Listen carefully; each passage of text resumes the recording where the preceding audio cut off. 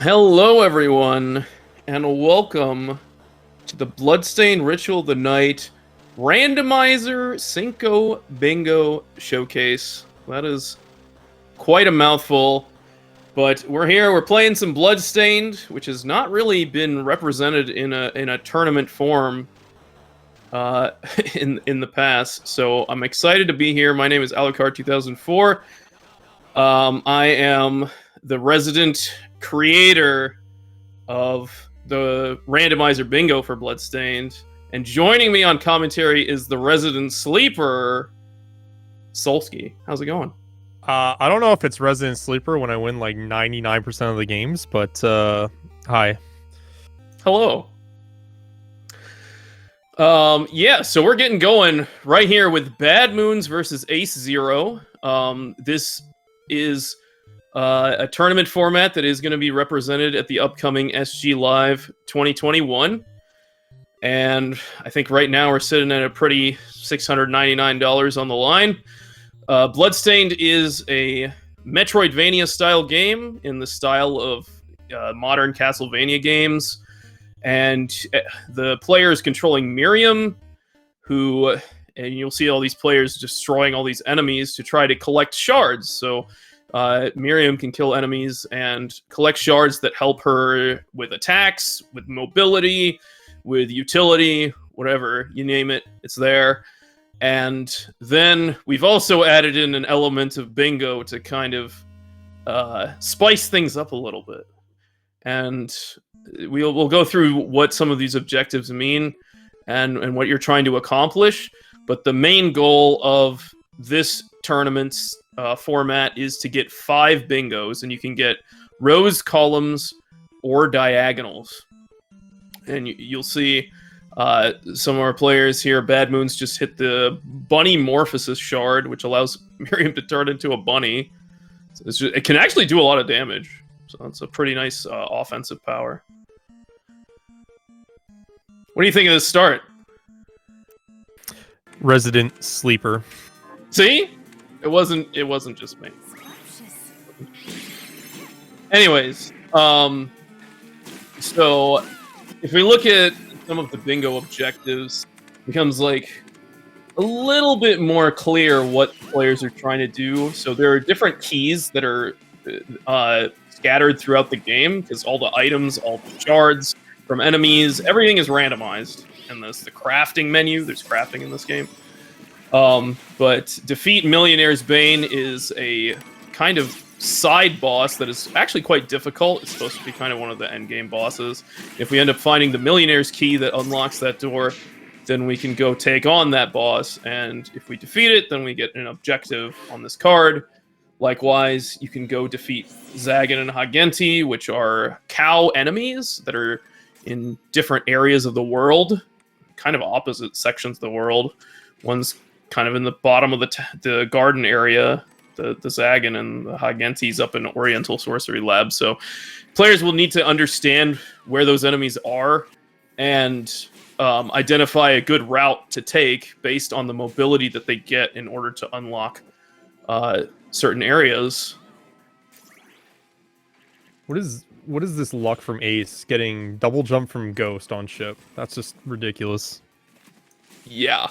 So that is an amazing mobility. And you're like, hey, yeah, Solsky shard luck is like crazy, and then that just happens.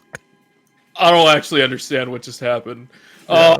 The Ghost is probably one of like the worst enemies to farm in the early game. There's some better places to farm it, like once you get into the main castle. We start on the Galleon Minerva here, and it's kind of like an easy-ish early area, although the tournament is a hard mode tournament. That's just the way that this randomizer was created. The randomizer is built into the Bloodstained game, but BadmoonZ, who you see on the left here, is actually the developer of an enhanced randomizer that kind of improves things and makes the quality better for bingo. So you can see we're moving really fast right now using this accelerator shard. That's something we start with. The weapon they're using is something we start with and is forced. So, you know, having those quality of life improvements to ensure that you're not really slowed down in the early game is really nice, and having accelerator throughout the game is huge. We thought that was kind of like a good balancing mechanism, because if somebody finds it and the other player doesn't, kind of just crawling through the game while the other person's blasting through it, and it kind of feels one-sided. So just give everybody the same stuff on equal footing here. Although Ace getting the RNG ghost double jump has access to a few extra checks here. So you said someone found Bunny Morphosis, right? Mm-hmm. So was that Ace or BadmoonZ? I think it was BadmoonZ. Well, that's a problem, because defeat a boss using only Bunny Morphosis is actually one of our squares there in column 1, row 2.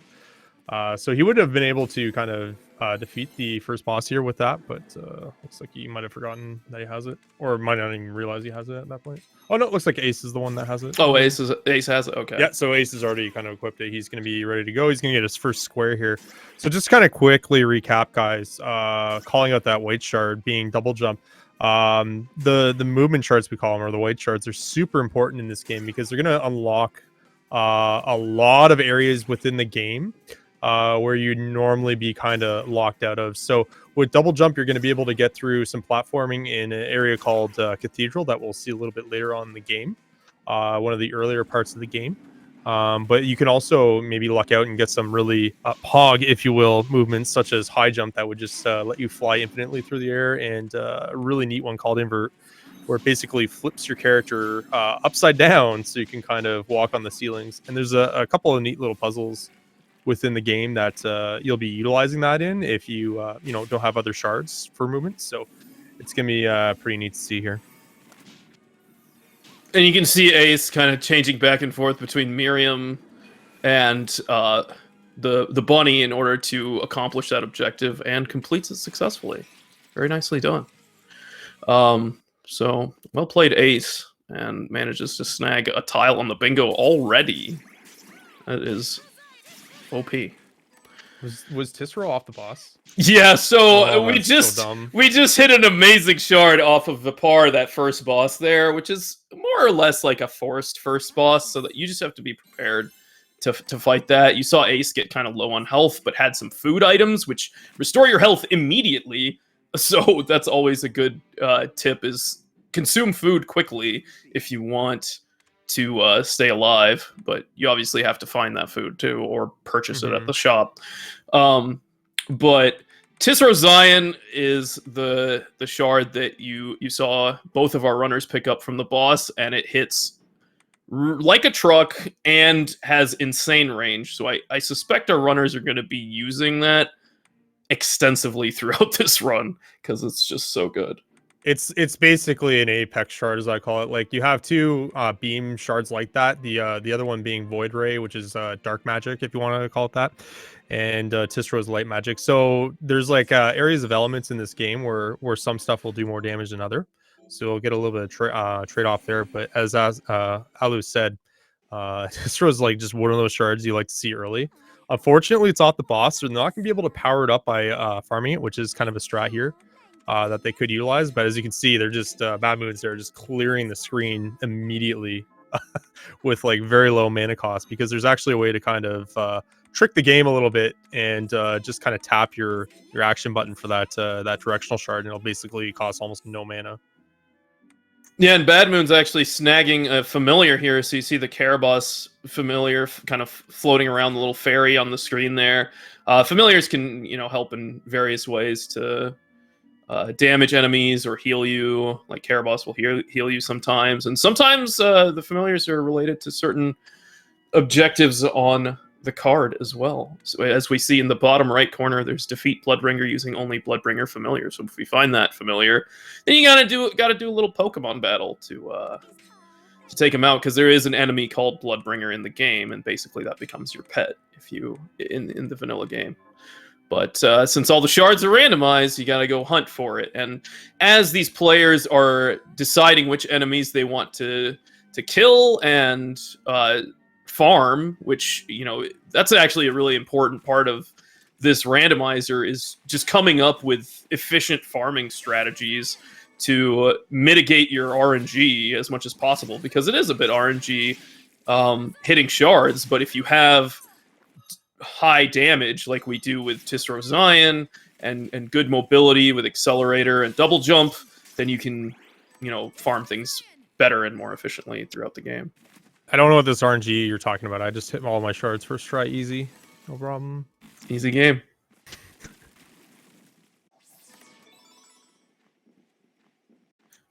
There's also a ton of different item locations scattered throughout the game. So you see these players opening chests, breaking walls, which have items inside. So they're going to want to be as thorough as they can to try to find some of the items in the game in order to accomplish some of these objectives as well. As I mentioned, there's the Millionaire's Bane fight, which requires the Millionaire Key, which they will find in a chest. And then, a lot of the tiles on this card, including the center square here, have to do with items. So I see like right smack in the middle is collect Spiral Sword, Birdish, and Dojigiri, which are some items that typically drop off of enemies, but you might be able to find some in chests or from crafting. So that can be advantageous to just keep checking as much as you can. But you can also decide to skip things. You can skip whatever you want, and it's your game to play how you like. So just kind of maybe going down the line here to start looking at the bingo as we see our players farming it up. You're seeing BadmoonZ farming the ghosts here. This is what we were talking about. This is like the best ghost farm, and it's still not that great because you're kind of managing your mana and stuff, and Ace is just kind of going down the same path BadmoonZ is. But we talked about Millionaire's Bane, Zagan, and Haganti. We have defeat 2 differently named treasure chests. There's a Mimic and a Death Trap in this game. And if you manage to find them and destroy them, then you get an objective here. So I was just going to call it. That was a little interesting for Mace there. So he has double jump. So it enabled him to get kind of like up to that kind of cliff there, the broken staircase. He's actually able to do like a double jump off the Psywraith. Looks like you just couldn't get it lined up. It is a little risky, so he might be trying to see if this is a save and maybe go back, just because like it could hit like a truck, right? But I think he's just gonna play a little conservative and maybe not check that out. But yeah, it is accessible. There's a bunch of different enemies up there and a bunch of item spots. That's actually really nice to hit early. So, and we actually just saw BadmoonZ do like a kick jump to get to this middle area of this entrance room. And there's Craftwork, another mobility shard, a blue one that lets you move around objects and get through this next area, the Garden of Silence, to the other side of a ravine. So we can see if our players decide to follow that path or potentially go a different way. They could go into the cathedral and fight Zangetsudo here.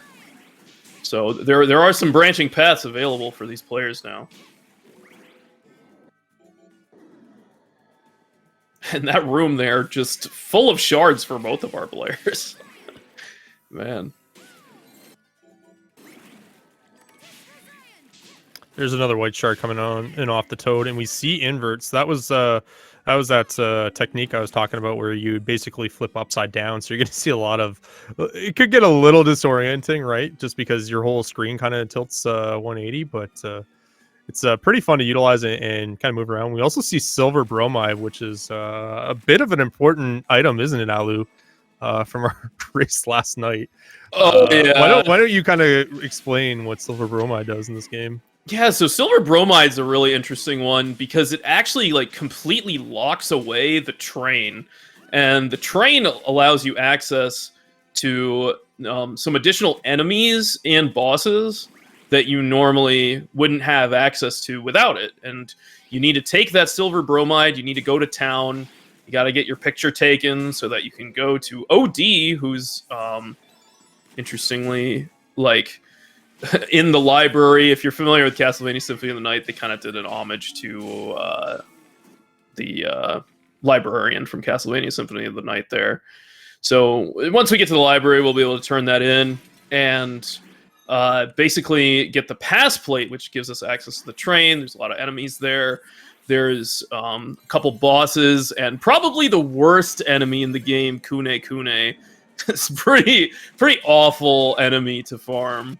You have to wait for like 3 minutes in a cutscene to get access to it, but it does have a shard, and if you miss the shard, then you have to go through that all over again. So this thing is so bad, chat. I've actually put in an official request just to have his shard either like 100% or just not be a thing at all. Like, Denied. it's so bad. Denied, yeah. Until you get one of those and you're like, well, yeah. So second boss here, one Zangetsu. very clean fight from Ace there. Getting the medal, which means not getting hit at all. Real nice. And taking down another boss. Beating Zangetsu actually unlocks a few items in the shop, which again is important because we've got like collect 5 differently named glasses on the card. Collect Partisan Shovel and Ariat Bar. We have collect knife, kung fu shoes, short sword, and claymore. We've got collect spiral sword, Birdish, and dojigiri. We've got collect 2 differently named tiaras, 4 daggers, 9 great swords, 3 of these armors. In the bottom Alu right, obviously has a thing for items, guys. If you haven't been able to tell, designing this card. Designing this card. Yeah, well, that's the one. Sorry. This bingo. My apologies. There are 240-ish objectives in the bingo, so you can roll a lot of random stuff here. I want to call out as well, as you mentioned with Train, is it does unlock a whole slew of new items within the shop. Just to kind of mention, and again, highlighting the impact of how many item cards or squares there are in this card. That's going to be probably a pretty big early play that our players will like to do. And more or less will maybe take them on path, depending on if they want to go up Cathedral first with that double jump, or if they're going to take Craftwork and double jump and go on to the right towards Tower and Library. It's good to see BadmoonZ got the Bunny Morphosis and is now taking on Zangetsu using that Bunny Morphosis shard. So there's like some fun aspects of the bingo. You gotta be proficient with different weapons or different shards in order to accomplish some of these objectives. And you have to decide, like, which boss am I going to use this on? Because you know that the objective is there, but maybe you don't find the shard for half the game. And then it's like, well, do I use this shard on some tough boss at the end of the game? Like Millionaire's Bane to try to 2-for-1? But then, that might be really slow and inefficient. So you have to, there's like a balancing act there.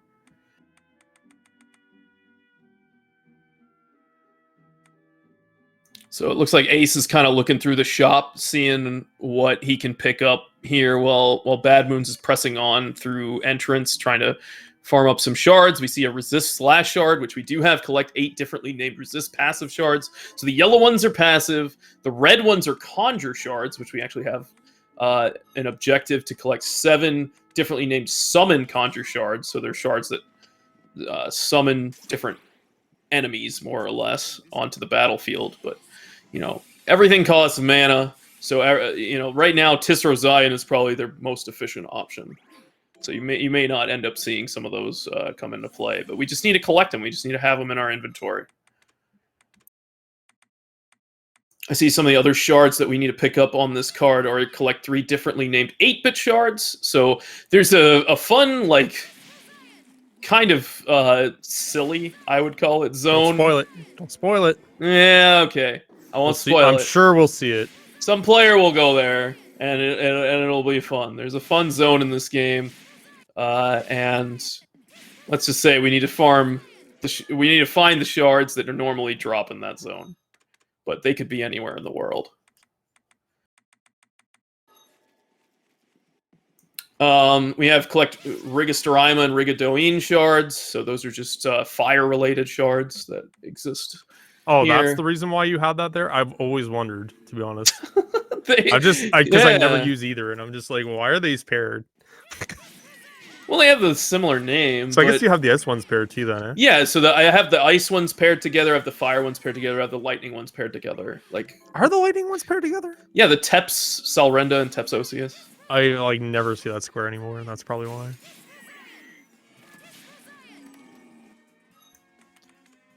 Get good. So I already did. Thanks.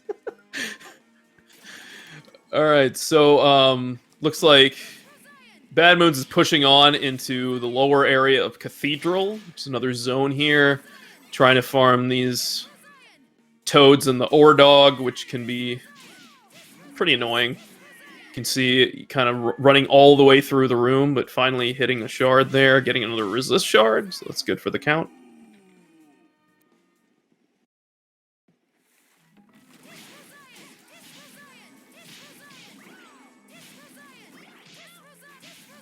After a time in the shop, Ace is kind of moving right along and has decided to move across the ravine here. Can't make the jump, but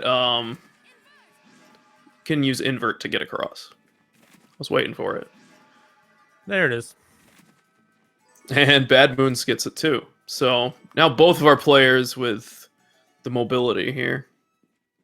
Yeah, invert's just a very powerful movement shard. It's actually, I want to say, the only movement shard that really unlocks most, if not all of the game, minus maybe one area of the game. Well, two, I guess, if you want to count Den and Icy Tomb, right? But it really does just gives you the best bang for the buck. The only problem or downside with invert, of course, is it has a little bit of a time delay there when you use it, because it has to go through the fancy animation and flipping your screen.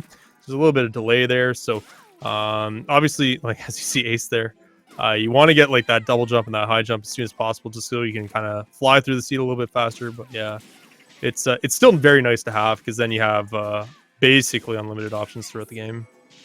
Yeah, and that's great, because we see our players kind of going into different areas of the world and getting varying items and shards here, as Ace picks up Aqua Stream, which allows you to swim underwater. Another mobility shard. A lot of mobility options here, really. It's also an extremely broken damage-based shard if you know how to use it properly. So yeah, it does cost a bit of mana, but yeah, you can abuse certain shards in this game to do insane amounts of damage. So you just have to know how to use them, and Ace putting that invert to work already to collect some of these items that he normally wouldn't, and also hitting the Simeon shard on the first hit. Whoa, wait a minute. And the Celeste key, which is chest. actually... Yeah. Whoa, there's a chest up there? Rip. So now that Silsky's... Whoa, no. Whoa. Realization. Let's back the bus up. Okay, you're gonna tell me that top right there's two items? I always thought there's one. Get good. So yeah, this is it's pretty fortunate to hit that monkey shard there. But it looks like BadmoonZ is hitting some shards here too. A lot of red remembrance over there though, from those gargoyles. But, they're exploring different parts of the game, different parts of the world, and you could see this kind of shaping out in a lot of different ways. Ace has to be a little careful, kind of low on mana, kind of low on health. Looks like eating some food immediately to gain some health there. Those Cyrates, the spooky ghost thing that's flying in the air and screaming at him, is extremely powerful because it curses you and lowers your max health and mana and stuff, so... It's pretty annoying. It's very hard too. Again, just to call it to you mentioned earlier, it is hard mode that our players are running under. So, like in a normal vanilla game, these enemies aren't posing as much of a challenge if it was the randomizer as is. But in hard mode, they just do so much damage, and Cyrate is a big call out to that. Like it can actually like almost one hit KO you if she ends up kind of gobbling you up, and we'll do like a 2 or 3 or 4 attack phase there where you can't even defend yourself. So it's a pretty nasty enemy to get on its bad side early. So Ace actually taking out the Zagan right there, that cow enemy. So that's definitely one of the two that we need. Doesn't even get the quick kill. I can't believe it. BadmoonZ going for craft work.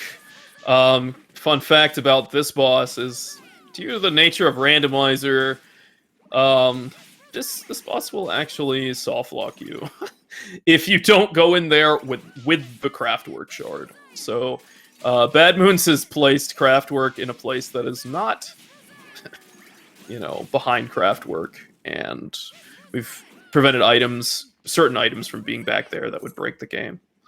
But since we did find Craftwork early, it's able to take it down pretty cleanly.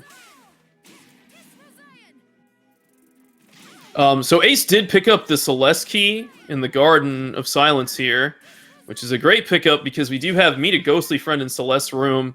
So that will unlock the Celeste kind of special room. Like the Millionaire's Bane and the Celeste room were actually Kickstarter bonuses. So the backers that backed at that level did get to put like a portrait inside of the game of their choice, and once we hit those rooms, we'll be able to see those. So it looks like Ace is not only working his way towards going to library and cashing in, or hoping to cash in that bromide. He's actually going to be able to work towards another goal here coming up, which is open Aegis Plate treasure chest. So that's basically post the boss in this area with Tower. And you do need one of the 3 white movement shards that give you some sort of jump abilities. That'd be double jump, high jump, or invert. So yeah, it's 2 of the 3, so he's more than capable of defeating the boss. And I want to say a pretty easy boss for the game standards in hard mode, but it can be very tricky if you don't know kind of where to place in the fight. Yeah. Valek is like the twin dragon boss. And so if we see Ace head in that direction, we'll know that he's going for it. Meanwhile, BadmoonZ is hitting up the upper cathedral, which can also be a pretty dangerous area of the game. A lot of the enemies here do a ton of damage, and they fly around and cast spells at you and poke you if they're these little lance guards. But there's also a huge wealth of items up here. One of the items that, we want to be finding is the Zangetsudo, which is a sword that unlocks a large area of the game, the Den of Behemoths and the Glacial Tomb. So with the loadout that we have, this Tisro Zion, I think we're going to be okay. But you can see there's enemies flying everywhere. There's guards on the ledges. And it just gets harder and harder as you go through it. There's going to be a boss coming up called Bloodless that BadmoonZ can either fight or bypass since we have invert. So there's going to be some decision points coming up as we see Ace going into the tower, upper tower.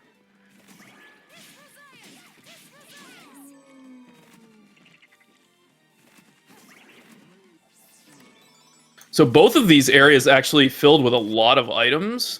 I would say there's a lot more new enemies in the upper cathedral, and that BadmoonZ is kind of running into quickly. But it's so early here that we could just see both runners kind of flip-flopping and routing opposite each other. So we'll have to see.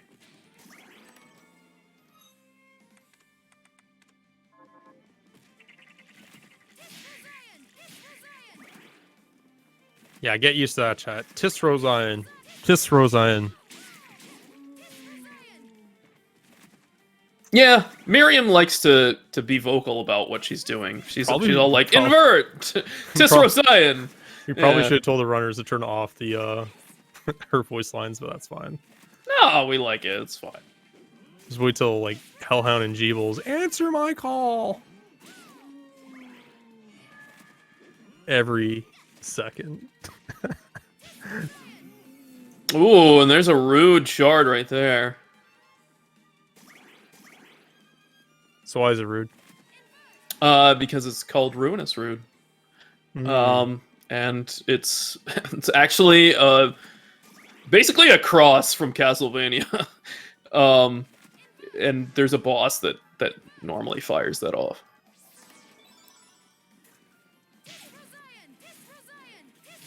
BadmoonZ going for a bit of a ride here on that horse, that Gamagan there.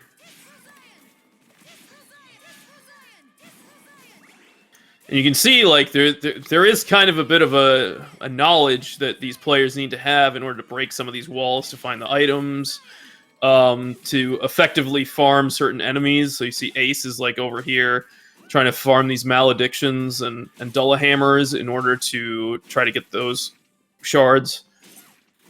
So it's a good location. You kind of need to know what the best locations are to farm the shards that you want to farm. Because, anything can be anywhere. And we do see BadmoonZ kind of heading up Cathedral here, ignoring the Bloodless Fight for now, maybe jumping straight into the Hall of Termination, which is a pretty interesting area. It's probably the move I would make if I went early Cathedral like this, just because you can always go back to that boss later, and there's other ways you can get to that boss chamber depending on what your shards are. And there's a bunch of save and warp room potentials. So I guess we didn't really touch on that yet, Valu, but you know, for those that are probably familiar with the vanilla game, just to kind of quickly call out, saves and warps are randomized as well. Is that not correct? In the vanilla game, they are fixed, and in the randomizer that the developers made, you can pick, and even the one that BadmoonZ has created, you can pick. But for the tournament, they are shuffled completely, except for the ones in town and one exception in or two exceptions in desert that prevent soft locks.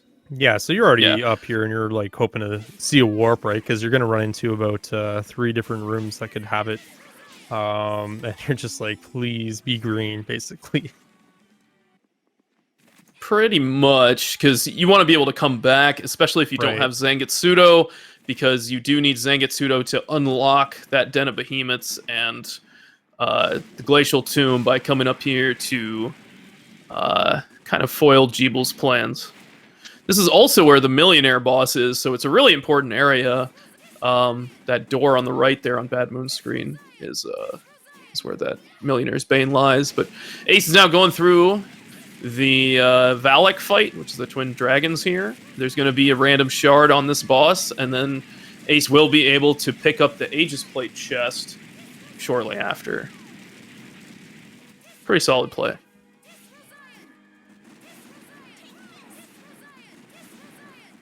Maybe just counting on the fact that he's going to run into the Millionaire key and go for column 1. And also have to get Zangetsudo to defeat Giant Mort and Giant Flame Cannon. That'll also be an important piece of that puzzle. So you remember how enemies in Den? Remember how I said BadmoonZ's just gonna be like, oh, I just hope I see green. The double save at the top. Yikes. But at least you get to refill your health, but getting back might be a little tricky.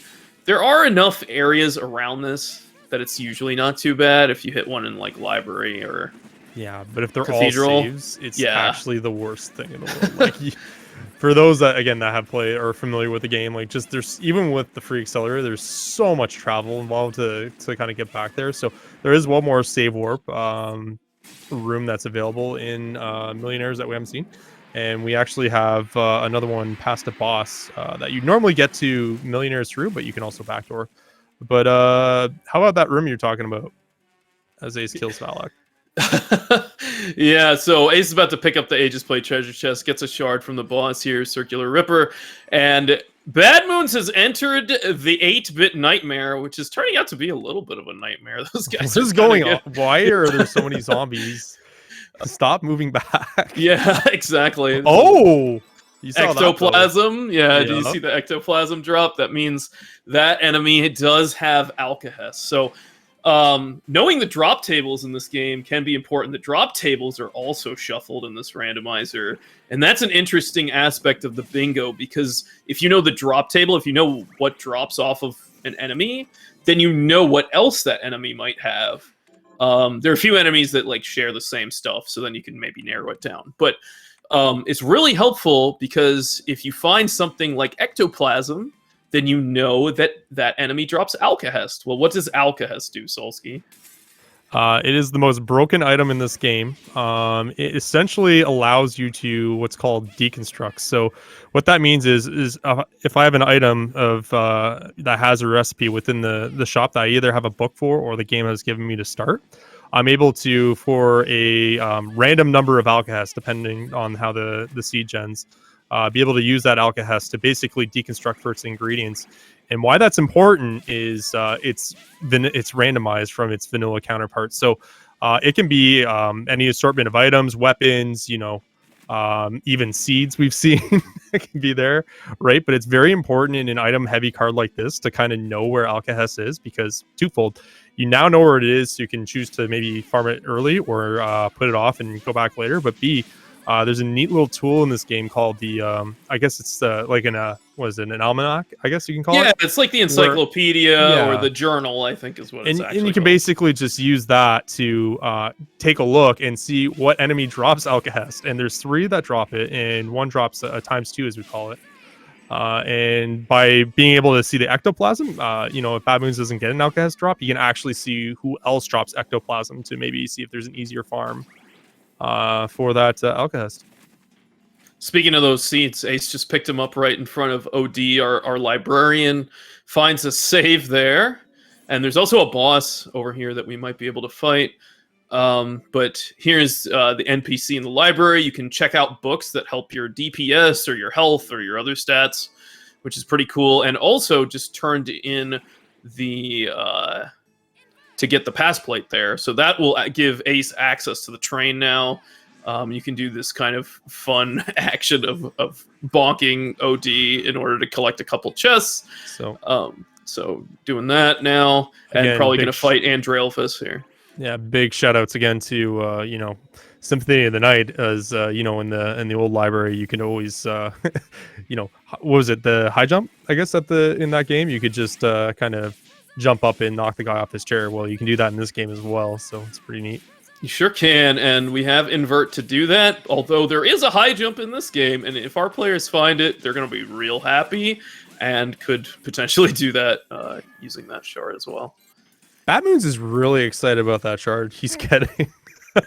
He sure is. It's pretty cool effect there going on, but hopefully you can get his stream back up and running. But meanwhile, we'll just follow Ace and see what's going on. We'll also look at some of the other things that we're interested in finding on the card, like we need to find the Summon Insect shard so that we can defeat a Scythemite, which is a bug enemy in the tower. It's also a pretty awful enemy to farm because it only spawns at certain times, and you have to like bleed enemies and damage yourself in order for it to spawn. It's really convoluted, and there's no guarantee you're going to get the shard from it, but if you find the Summon Insect shard, you can at least defeat one and get an objective on this card. We also have defeat Tamako Death using only upbeat heat. So you'll see a lot of bingo tiles that relate to enemies and what they would normally drop, and more or less just killing them with their own... give them a taste of their own medicine. Let's put it that way. Hey, BadmoonZ's back. Yeah. Excellent. So just trying to farm through. It looks like trying to get some Alcahest. Hopefully, you actually got some. Oh, it was the zombie skeleton shard. heads, yeah. Got the Archer shard, which is not a great one. So I was hoping to see like the coolest farming strat in the game. So it's pretty jank, but if you have Tisro or Void and you have invert, you're actually able to kind of invert there. Maybe BadmoonZ is going to show it off. And he's able to basically spawn infinite zombies. It's really cool to see. It's like a zombie train, and you're able to just like, you know, kind of snipe them down from the roof. But yeah, he already has the shard, so he's going to say, no, thank you.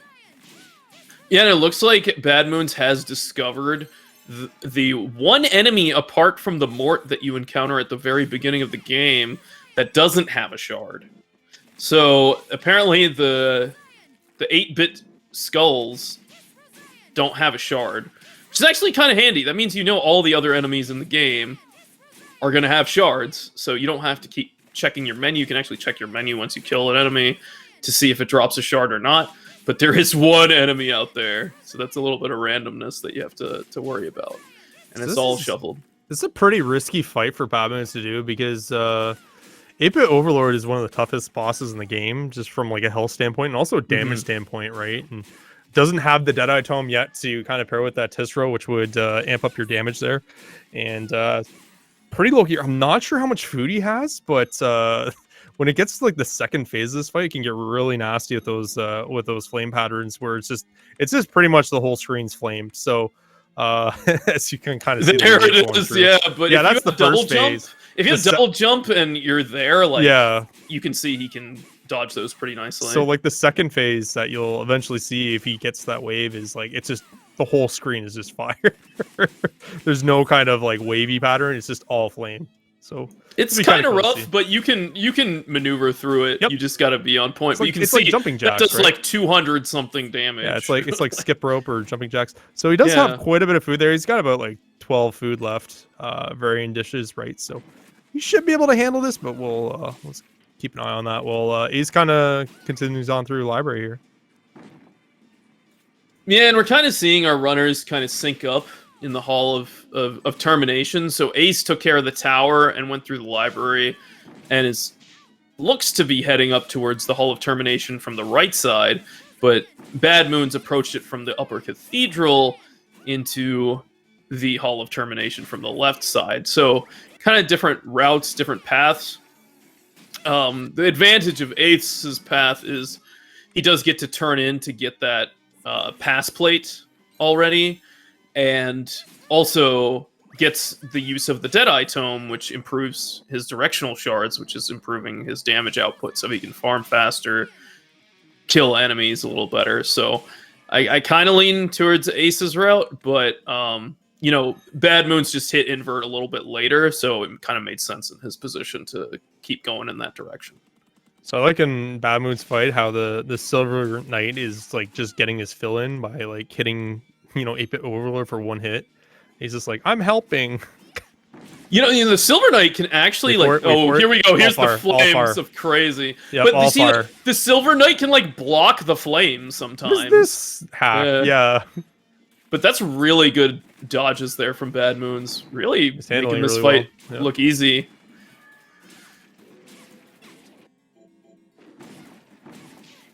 It's taking him a while, right, to kill it, just because, again, Tisro is underpowered, doesn't have Deadeye Tome, doesn't have a really good weapon pairing right now, and can't really spam magic abilities. Tisro is like his sword right now. That's the only one he's really got. So this is true, and we're gonna go for another round of flames, and we got Ace hanging out in the Celeste room after finding that key, and is going to meet up with a ghostly friend. You can see the friend spawn there on the screen. So we got some fun objectives. Happy Halloween. Happy Halloween. That's right. We're coming up on it. Actually, I mean, honestly, it's going to be right before SGLIVE. So hopefully we see that a lot. There's that warp. So Ace doesn't know it yet, but that's going to be his best friend. Because I don't know if we've seen the other save warp in Millionaire's area, but... or the Hall of Termination, I guess is the official name. I just call it Millionaires because Millionaire's there. But yeah, it's great to see that warp there because again, you're all the way up here, and it's like if I don't get a warp here, it's gonna feels bad. So. Oh man, BadmoonZ is like at the end of this fight, it's low health, trying to get through it. This is it's clutch.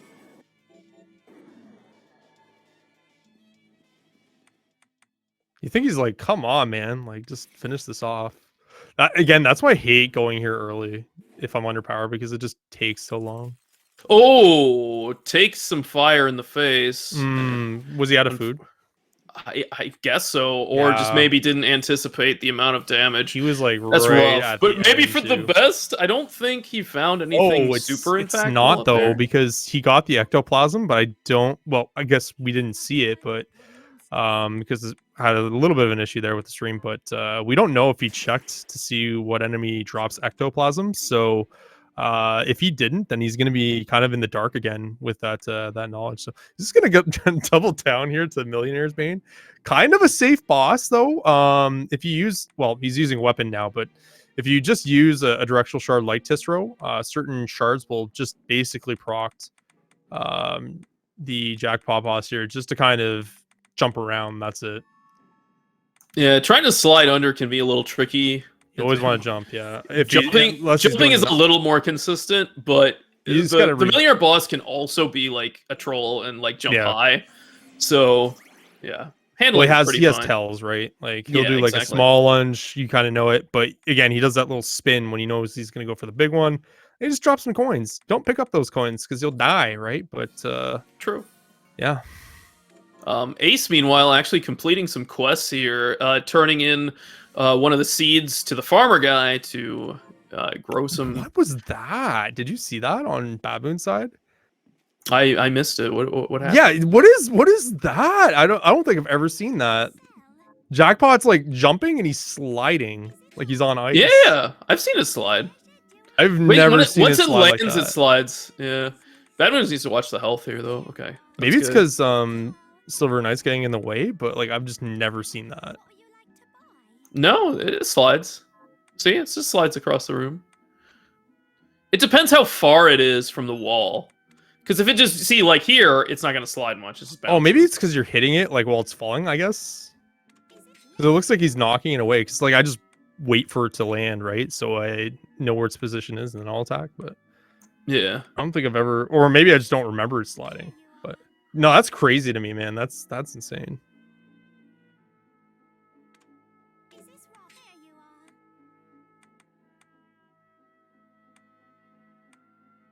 It's like you really waxed on that floor with the Mr. Clean before this happened. I mean, it looks like a pretty nice floor. I mean, you gotta take care of your casino, right? You see that smug guy in the background too. Yeah, that's like the Kickstarter backer we were talking about. And earlier, Ace was in the Celeste room, which is the cat. How many gamer dollars do you think that cost? By the way, I don't have to think about it. I'm pretty sure it was like 10K or something. But $10,000. if you just go and look at the Kickstarter, yeah. But Fault, see you later. BadmoonZ has collected the shard for Millionaire's Bane and taken him down, locking it in here, and earning himself a juicy objective on the card. Do you think he just like invested that money? Not to kind of hang on it too long, but you think he just invested that money so like if anyone's like, yeah, so let's see your like credentials, like how you doing, you know, in life, you just pop open the game, like, all right, here they are. It's just like in the dark tint glasses and the bowler hat, and he's looking like he's just loving life. Yeah, I mean, like, I think the designers reached out to all those backers, and they were like, well, you can do some cool stuff. And hey, there's Zangetsudo in the Hall of Termination. Actually free. So maybe we'll see BadmoonZ turn around and go use that. It's kind of convenient. Again, that's why I kind of like coming here early, but I don't. Just because you're underpowered, like you really, once you get something like Tisto, you really want to go to that library and get that Deadeye Tome as soon as you can, just because it's going to help out so much. And if he goes to like Den with like what he has now, it's going to be a real rough ride. Yeah, I wouldn't go there immediately. Try to power up a little bit more, gain some levels just by killing stuff. Maybe go bag some Alkahest if you can. Do we even have any tiles go home that and require... heal? That Do we even have any we have tiles? defeat Giant Mort and Giant Flame Cannon in the bottom left corner, so that column 1 is looking really nice. It's an important square too. Those corner squares, right? Just strategically, like that center and those corners are really the ones you kind of focus on because they give you the best bang for your buck, right? For different rows there, being a Cinco Bingo. But yeah, it's a good pivotal point to have that knowledge, but. You know, you have so many item squares as well. It's just like, hey, maybe I should, you know, head towards train at this point, right? So yeah. And we haven't touched on that too much because there's just so much going on in this game, but to cover. But yeah, planning out your bingo is really critical, and maybe that's what Ace is doing because we're getting a train check from Ace here. So turning in that silver bromide early, heading over the train, which is actually not too difficult of an area early on. So kind of just keeping on a path that he can kind of get shards quickly and items quickly, which, I mean, that can be a very effective strategy. So we'll see how this goes for Ace. I haven't seen anything super interesting just yet, but there's a lot of items and enemies past this train area that could yield some value. And just potentially the shop as well, like you mentioned. Just a resident sleeper seed in terms of items. Shards have been pretty good. You know, you get Accelerator in that first chest. That's half the excitement for me because, you know, one of the reasons we put in an Accelerator, I guess, or we decided to in this tournament is just it kind of speeds up the pace of the game. It's also good movement. It does, you know, make it a little bit easier to kind of get around the seed and just avoid enemies and such. But it just makes it a little bit more enjoyable because you just zip around so much faster and avoiding like the perils of just like backdashing throughout the whole seed. It's pretty nice to have. Nice, taking down this glutton train boss. Easy breezy. Nicely Is done. it though? Okay. It's a medal. I mean, it says it all right there. I wasn't talking about that. I was talking about the soft lock potential. But Oh yeah. There can be some troubles with there the train can be sometimes. some troubles. But Ace makes it through. Right now, due to the limitations of the randomizer, the train will always have the hammer knuckle shard, so that's what we get there. It's not represented anywhere on the card for that reason, although defeating Glutton Train is. So that's kind of how it functions. But I'm excited to see what's past the train here. I think there could be some great things. There's going to be another boss back here and access to a handful of items and enemies.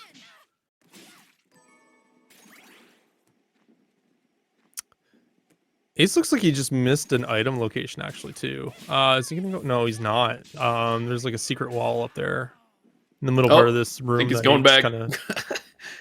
There he goes. There we go. Yeah, he's like, oh wait, no, I forgot this. Maybe another aceism happened, you know, where he just has those indecisive moments. Aceism? Okay, define me what that means. Wait, I have this. Wait, no, I don't. Yeah, I do. That's a pretty basic, bland example, but that's pretty much an aceism. There you go, folks. It looks like BadmoonZ did bag a couple tiaras while we were, checking out what Ace was doing over on the train and past the train. BadmoonZ fighting the Abyssal Dragon, which is interesting because it's a boss here in this room, but later in the game, it's just like a normal enemy. So you can hit the shard here, or you may have to hit it in another place. I hate that, but it is what it is. It's part of the game. And they have access to those locations now because they do, at least BadmoonZ does, because it is Zangetsudo. So that's not going to be too bad for him. Does miss out on the Celeste room, but does bag an 8-bit shard that Ace picked up earlier. So starting to collect those as well. Ace is having trouble with these Gujins. They're actually pretty tough enemies to put in this zone. Taking a lot of damage. So be careful.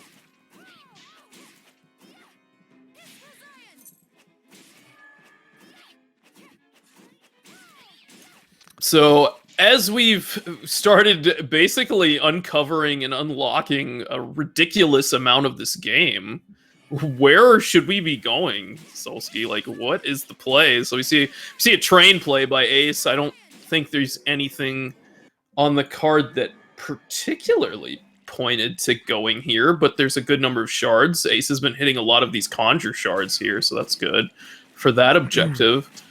But what's the plan? So for me personally, I'm going to highlight that what Ace is doing is probably the correct play for this card. Again, just having that early promo, that early invert, is going to go to where the items are, right? So he's going to train to try and unlock that shop, maybe score some Alcahest.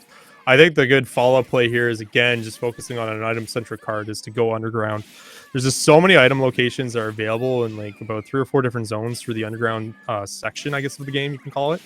You could roll the dice and kind of go early Cathedral or go to Cathedral afterwards and Hall Termination, but I think underground is just calling for you right now. An Ace bagging a Birdish from one of these enemies here. Wasn't sure exactly which one. So yeah, and he has the Dojiguri, so that's 2 of the 3 in that center square. A very critical square to obtain in these bingo cards, because again, it's a Cinco bingo, right? So you need 5 lines, and let me tell you how hard that is without that center square. So really want that sooner than later, so we can start playing out his card a little bit better. The other kind of niche play that I could see maybe Ace doing, maybe BadmoonZ, but mostly I want to say Ace could play here, is Oriental Sorcery Lab, because they do have invert and craft work. That's the Alucard 2004 special right there. It is, but let's hear me out here. So let's look at this top row. So Ace is here at the train. BadmoonZ just killed a Mimic, one of the treasure chest enemies, and Ace is going to kill one here on the train. So where are the treasure chest enemies? Well, there's one in Oriental and there's one in Inferno. So Ace could play top row, kill Hagenti, also in Oriental, kill the Death Trap in Oriental, and then that top row is looking pretty nice. Like, you're probably going to hit 8 resist passive shards over the course of the game. That's something you could probably bet on, especially with the rate that I've been seeing Ace pick them up. And then the glasses could be a tricky one, depending on if he finds Alcahest or something else. And there's that Rigadoin as well, so that opens up some possibilities if we find Rigastarima. So really nice train play here from Ace. What is this first try hit? Gets an 8-bit shard, by the way. One of those 3 or 4 in the game, and one of 3 that will get you that square. Yeah, it should be noted that all shard candles are vanilla, so you do get shortcut from that candle there. Shortcut being a shard that kind of lets you create some item presets that you can quickly switch between. It has its pros and cons, but we may see some of the players use it. How clown do you think it would be if like those candles had like shards and items and such? I mean, it's possible for it to happen. The original devs actually did introduce that for a while, and there were some things broken about it, and we ended up keeping them vanilla because it was difficult to make the randomizer not have the vanilla. Otherwise, you can have situations where no shard is there and you hard lock the game. So this randomizer is kind of early on in its stages, but it's been polished in a way that makes it not like hard lock or soft lock, which is thankfully the case. But you got to kind of know a few tips and tricks. Ace hitting the jackpot here on Baffin, the boss. One of the worst shards in the game. What do you mean? Just roll the dice. It's awful, man. It's terrible. It's like I tried using that once early ship, and I was like, hey, maybe this will be good. Never again will you ever make that mistake. You use it once, and you're like, I'm done. Thanks. Like, but again, you know, you get a shard like Tisro so early, it's like you kind of get spoiled. There are a lot of neat different ways you can use a lot of different shards in this game to your advantage, but I don't think we're going to see very much of that with Tisro this early. We might see another shard come out into play if they find it, but they'll need a certain item pairing that we'll not allude to just yet until we find it. Yeah, well, the good news for us for trying to see if they end up getting that is they are looking for glasses on this card. So yes, they are. If we end up finding a particular pair of glasses, we'll call that out and we'll hopefully see some use.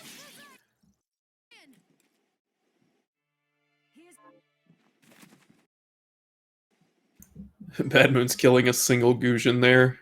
Yeah, it's my old lady. It's just trying to check out the quests.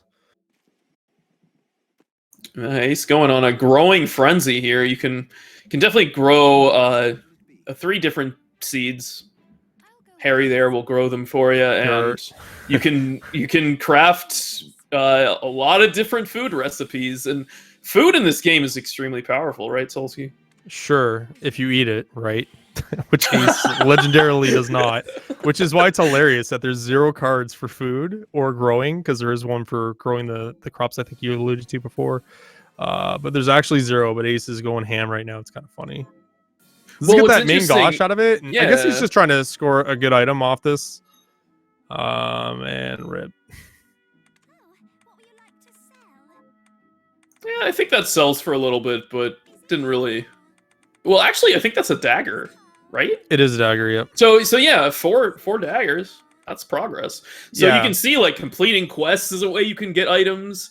There is Lindsay, who also gives you monster quests. You have to go defeat certain enemies, and that has been randomized. Like, which monster you have to kill has been randomized in this randomizer. So the first enemy that you kill will basically unlock a huge swath of other quests as you play the game. So you want to try to get to that quickly if you're looking for a lot of items, or if that's even an objective in and of itself, because that can get you more power and more objectives on the card.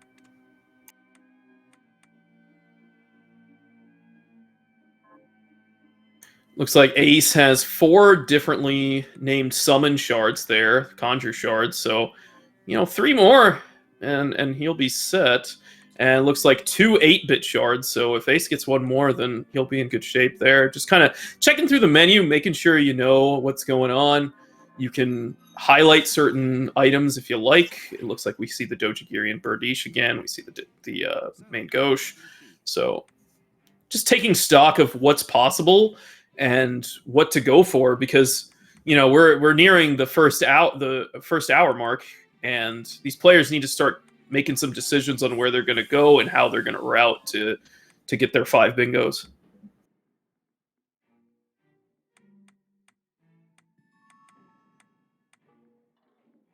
It'll be really interesting to see where they go from here. Yeah, we do see Ace having 1 Alcahest right now, so kind of looking through, seeing what he can get, see maybe if he can find something clutch to help him. I see something clutch there. Oh yeah, what we get? Did you see it? I saw it on BadmoonZ's screen. Oh, I saw it. That Hellhound. Mm-hmm. So, summon Hellhound. What are the most powerful shards, if not the most powerful shard in the game? Extremely high mana cost and ceiling. But if you can find the right pairing, it kind of breaks the game a little. Just a bit. Was that off the Scythe Mites as well? It was off of the Wolfman, which is still a pretty tricky. That's still pretty bad. Yeah, shard to get. And BadmoonZ did actually farm the Scythe Mites and got whip expertise there, which was pretty amazing kind of funny to see. That because defeats Scythe Mite using only summon insect is actually on the card. So unfortunately, not able to kind of pair that right now, but it does get the shard. But clearly, also following Ace's path to go get that Aegis plate chest, because kind of looks like Column 1 is in play for both of these players.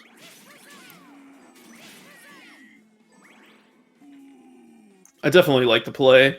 Got the firepower to get this done pretty quickly, and got the mobility as well. Resident Sleeper. See? I wasn't wrong. There's the Buer Familiar. Off the Buer armor, that's so dumb. What do you mean? Isn't that vanilla, actually? No, that's off, where's the Buer Familiar? I think Buer Familiar is off of Tri-Wheel. Yeah. Yeah. That sounds about right. And Chariot Buer, I want to say. And there's a Basilard that Ace picked up earlier, so another dagger for the books. For BadmoonZ. And now Ace, as you see, is kind of trading places with BadmoonZ and coming over here to Cathedral. But this is an opportunity for Ace to nudge towards Oriental, like I was mentioning, because Oriental's just above him here if he wants to go for it. Not doing it. Come on, do you think a guy that's going to go to Cathedral now with what he has in front of him is going to make the Oriental play? I don't know. I'm going to hold out hope that he's just farming these rooms for a little bit.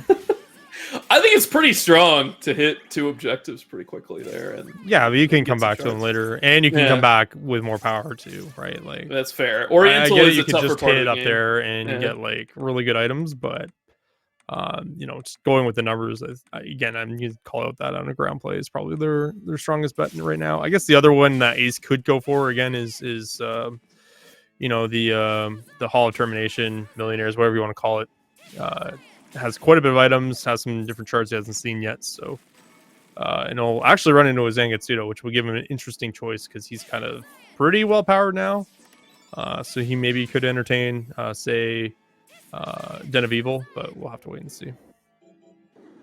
Yeah, I mean, I think that sounds like a pretty clean route for Ace picking up his favorite shard there, the Venom Mist. What was that clip that BadmoonZ just did? It's illegal. It's not illegal. Is it though? I just never did it. That's just getting owned by the gears, more or less. No, he purposely did it. He was like squatting.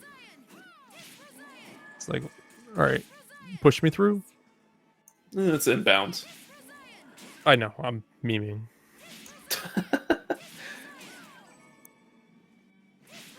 Yeah. Of note, we don't allow like out of bounds clips.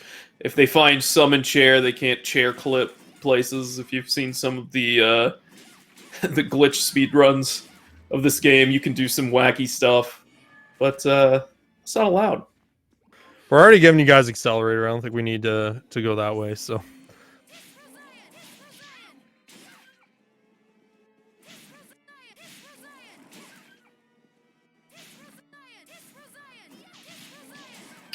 So BadmoonZ going ahead and using the Ember here, able to kind of kill the boss by staying on the ceiling there with Tisro, and he's just never going to get hit.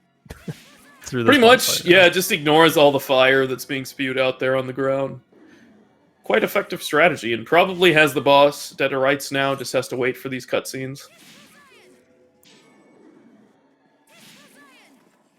And I could definitely see BadmoonZ kind of doing a loop down into underground through the garden, so maybe you'd be looking for that play.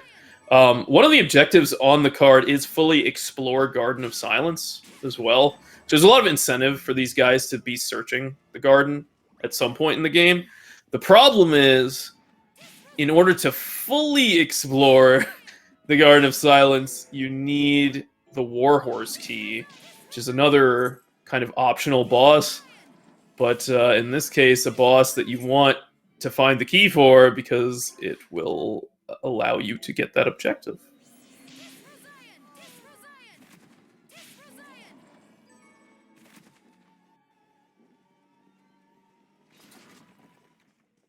All right, BadmoonZ getting yet another medal. These guys are making quick work of bosses here today with that Tisro. Ace also doesn't pause the hand. Unbelievable. Looks like only I have the power. You have some, like, bugged game. I disagree. You know what? Like, I saw a GDQ run of a speedrunner that has it, and they're like, for whatever reason, he's the only one that can do this. There's now two. Because I can do it too. Fair enough. So if you're just joining us, this is a showcase race between BadmoonZ and AceZer0 of Bloodstained. Ritual of the Night. This is a Cinco bingo format, so you need 5 bingos, and our players are furiously trying to collect different items, shards, complete quests, defeat bosses, accomplish Mimi tasks in order to get those 5 bingos.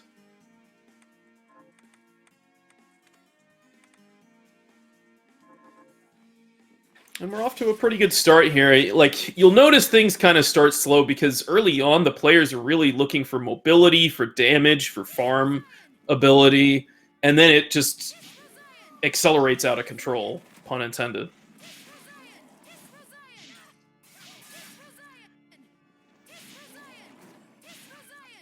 Alright, so Ace is heading up to the save here, and I'm kind of curious where he's going from here. I feel like Upper Cathedral is the play. There's that Alcahest on those demons. You see that there?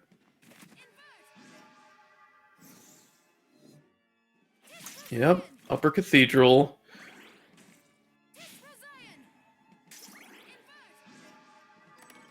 And then BadmoonZ could go for the train. Could consider just going straight underground. Could explore the garden, like we talked about. It's kind of nice, this mobility suite. They have, like, so many options.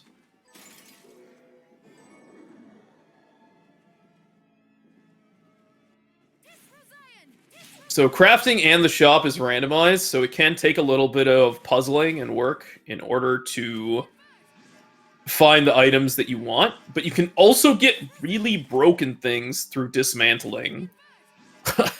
As Solsky mentioned earlier, you can just find some of the best equipment in the game very quickly, but you also have to find the Alcahest. It's not always available in the shop. Sometimes it is. Sometimes you can dismantle to craft an item so that it does show up in the shop. That's a kind of a handy trick that you pick up in this game, is that when you craft something, it appears in the shop. So then you can start purchasing it freely. So there are situations where you can even get infinite money in this game.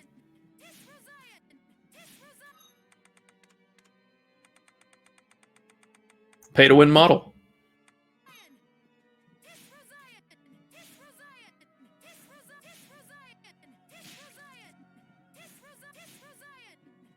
So BadmoonZ, maybe not the best luck, but able to take out this light elemental pretty efficiently here. And Ace making the play back to the ship. This is an interesting one.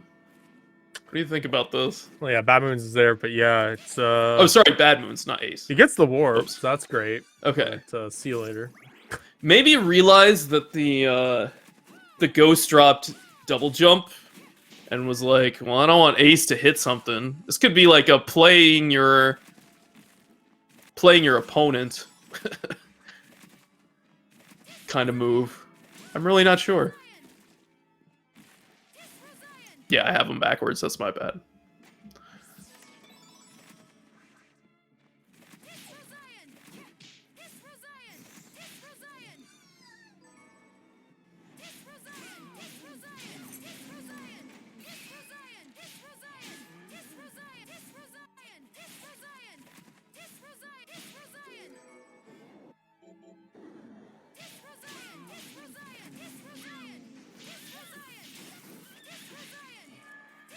All right, BadmoonZ is back in town, and gonna hit up the shop. Maybe see if there's something interesting available.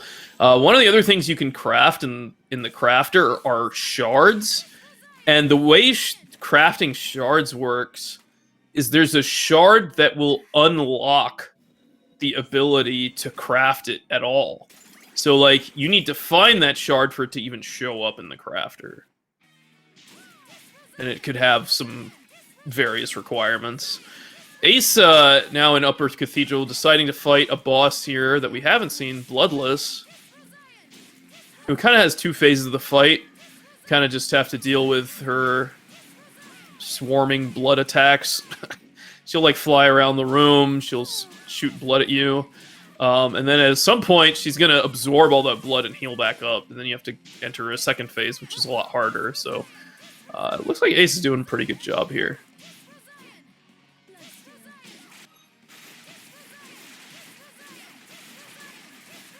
There's the Bloodsteel.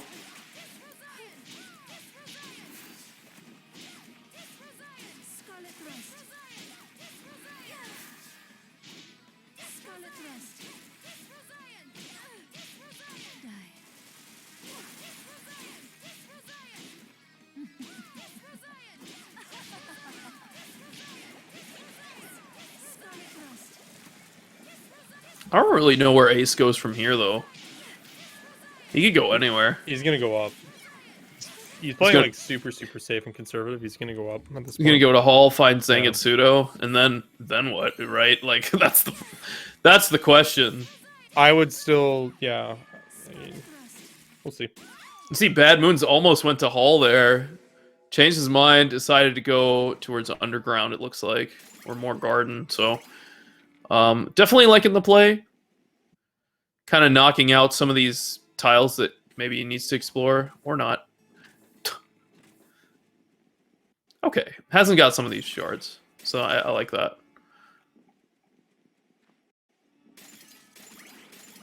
Yeah, Ace just says no. He's gonna go to Hall. Yep.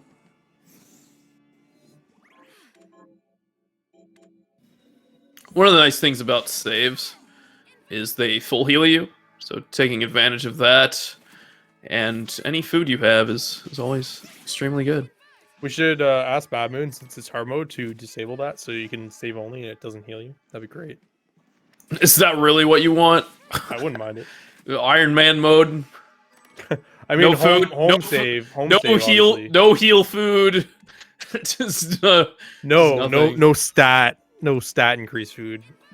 Yeah, that's Food one of the is cool really things about one food. of the most. Again, Yeah. we kind of threw broken around a little bit during this broadcast, but food is another one of those items. Historically, just another broken tool kind of thing within Bloodstained. It just really, if you get the right RNG and the right food spawns, like starts the games, it could just really make your C kind of free.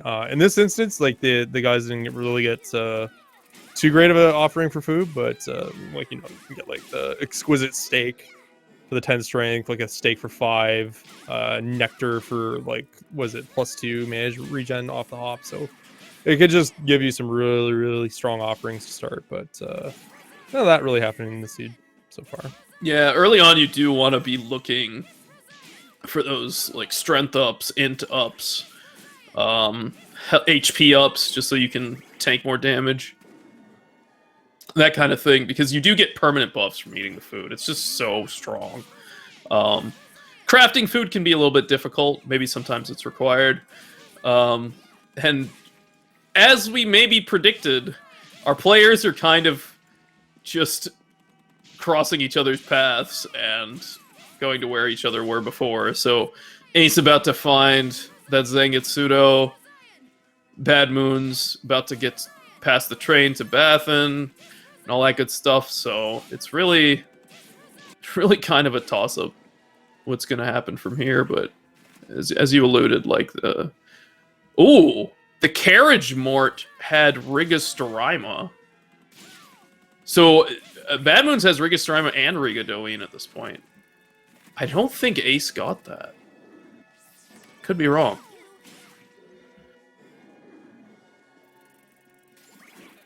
So that's another objective.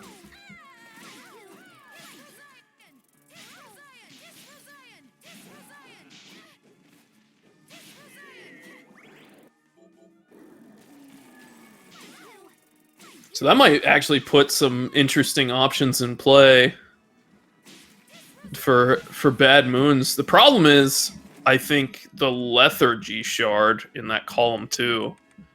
That's going to be the hard one to get. Everything else might be doable.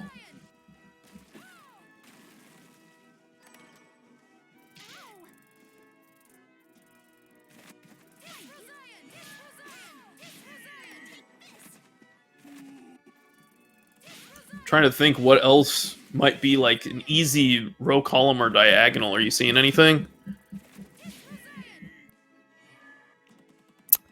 Not right now, no. It's tough. I feel like the bottom left to top right could work pretty well. Because it's just a lot of items. Like, you gotta get those glasses, you gotta get that spiral sword, because the other two are available. Get turned to stone by 4 different enemies isn't too bad. You just have to go to the right place. You kind of want to go to Hagenti anyways. Like, I'm seeing an option there to do bottom left to top right.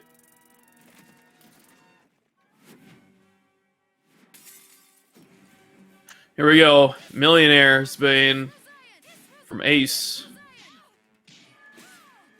Has a little bit more damage than BadmoonZ had. So this should go a little faster. There it is. That's what you want to equip here. And it shows that Aqua Stream spam. So if you're able to kind of press down repetitively when you're using this shard, and a couple of other shards in the game, you're actually able to... I don't know if... it's not like iframes, but you're able to kind of basically negate the cooldown and just infinitely spam it. It just significantly speeds up the rate of attack on the spell. The problem being the mana consumption. You can see that, Ace is trying to get there, but now is out of mana. Yeah, I think he kind of overcommitted a little bit. Maybe should have gone and kept, I don't know, 75 mana available just to... Here we go. Here's the roll. Use Tisro.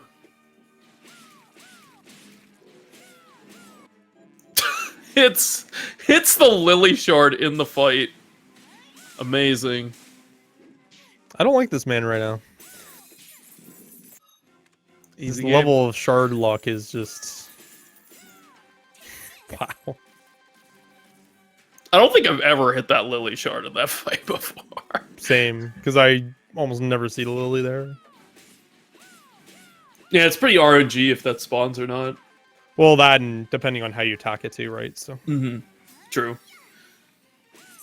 Yeah, if you do too much damage to it, it'll spin the wheel a lot, and that's not good because basically you're just wasting time. But it can also just give you a lot of money too, which is kind of interesting. I like it when it just dies. Wow, look at all this free money! Ace is getting... What is this? Has to watch the health. Yeah, that's like the worst one to get, is the cannons. Definitely. Okay, there we go. No shard. But an objective accomplished.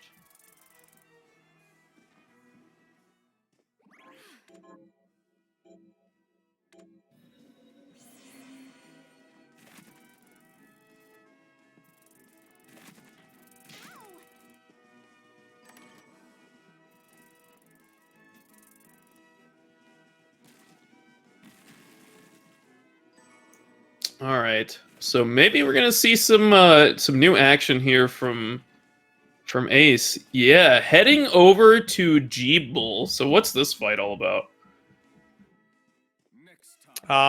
You fight not Dracula. He kind of looks like Dracula, but he's not.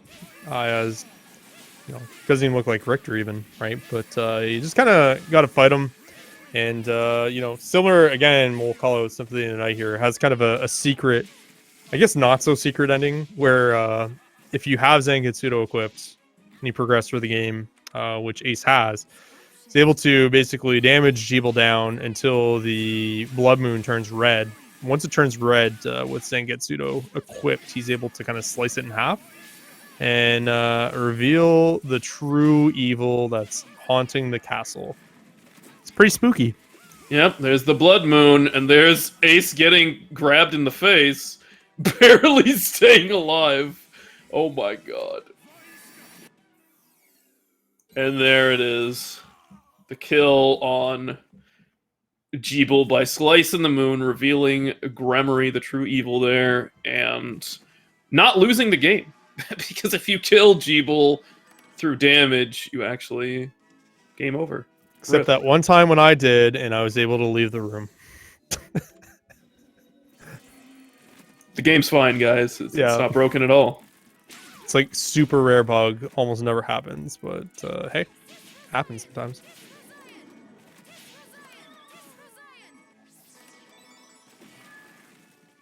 I don't even think anyone still knows how that happens. It just does. So there's my favorite item. I didn't catch on BadmoonZ time before, is the skull necklace. So that bad boy just applies a fixed percentage increase to all magic spells at an increase of mana. So unfortunately, that trade-off's pretty bad right now without any kind of food that either increases your mana regen, which would also refill your mana, or another item of particular value that we'll again go into later. So probably not going to be equipping that, but it'll be on his radar once one of those two things happen. Just because with Accelerator, you're consistently draining your mana, so to have that on and use that and Tisro, it's just going to really go through and chew the mana pretty quick. If you missed it earlier, there's BadmoonZ hitting up Celeste's room, cat room, for that objective. So well done there. How does the cat have $10,000? You think it was like one of those old people cats and they got left the inheritance, and then like he just signs onto the Kickstarter with like a paw print as a signature and just buys it? Confirmed.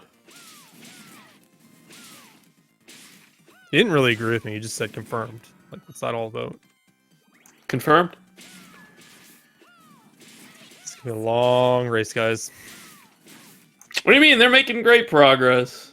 Ace actually hitting up a lot of ×2 dreams up here in the 8-bit nightmare, but actually scoring a lot of Alcahest. So it'll be interesting once he heads back to town. We're seeing some backdash canceling tech from Ace at low mana here, which is a good way to be mobile in this game if you don't have Accelerator. Or, I guess, mana. Hey, look, it's the zombie train. So again, the zombies spawning on the game doesn't really know how to respond to it properly, and it's just like, I'm just gonna spawn infinite zombies when you're on the roof. It just happens. I guess maybe it's because like you're far enough away, like where your normal position is, that just like sends out the clowns, basically.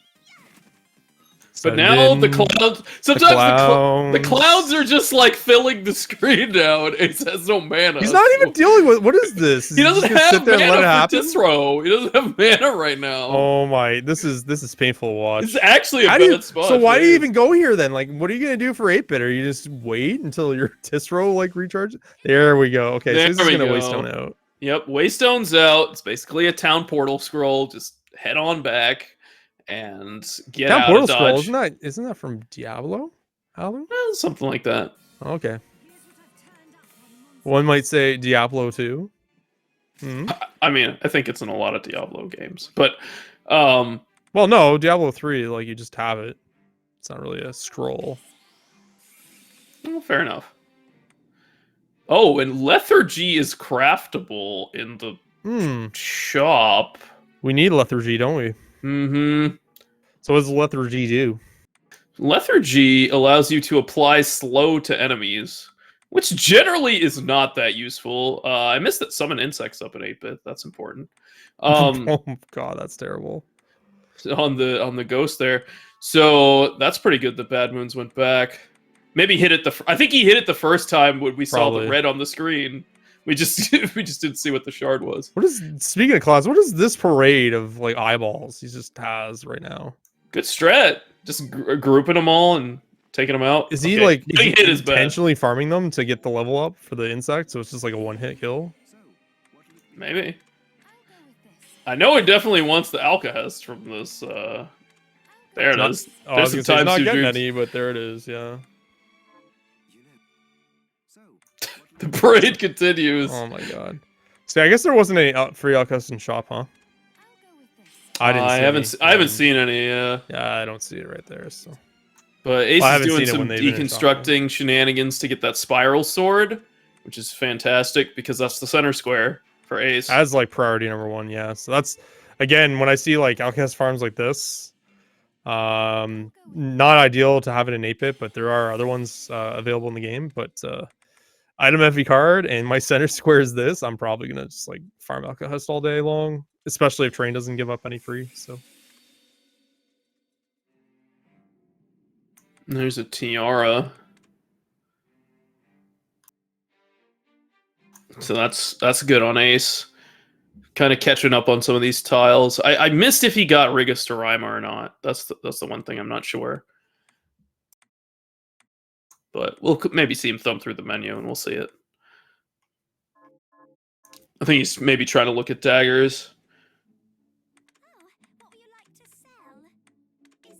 But there's so much to look at here because there's so many item heavy tiles on this card. What do the zombies drop? Or is BadmoonZ trying to get the shard here? I think he's trying to get the shard, but I'm not really. I thought he. I guess he maybe didn't get it. I thought he got it the first time though. Did he? Yeah. Because remember I said he was going to do the invert thing and then he didn't. Yeah, I guess he was just having trouble with the 8-bit overlord. I wonder. Maybe he just doesn't remember what it is. Yeah. It's easy when there's so many shards in the game to remember who has what and all that kind of stuff, but it can pay off.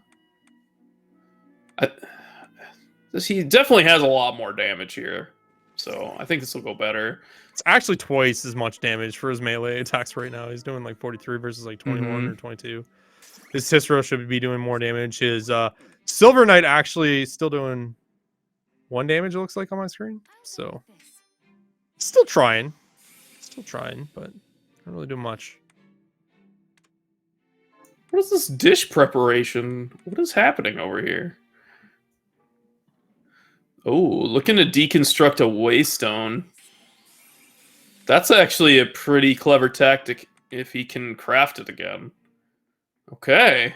So if you craft the waystone, then it shows up in the shop, and then you can just purchase a bunch of waystones so you can keep going.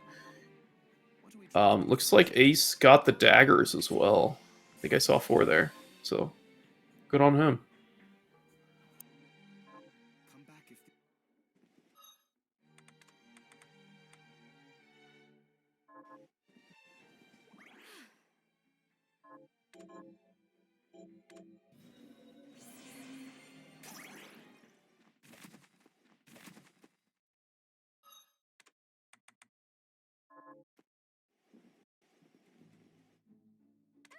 What would you like to buy?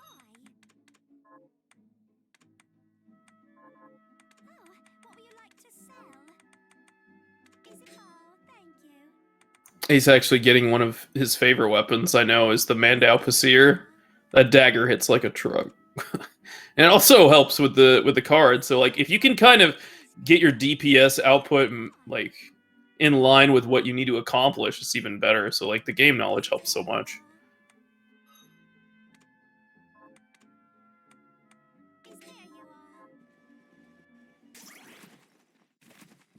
Ace loading up on pizzas here. Good strat.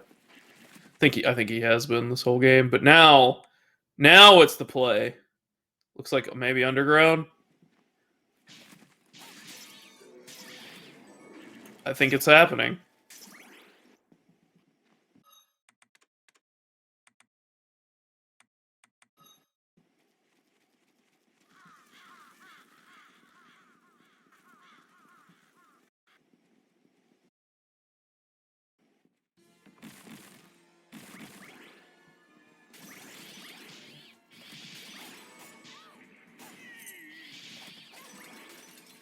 Where is Ace going? Is he going to this forgotten entrance room?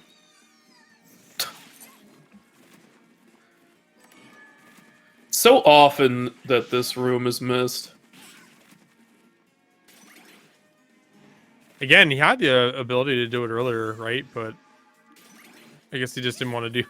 He's still trying to get it, but this goes for the invert there, yeah. I would laugh if that broken item is ending up here. Aw, okay.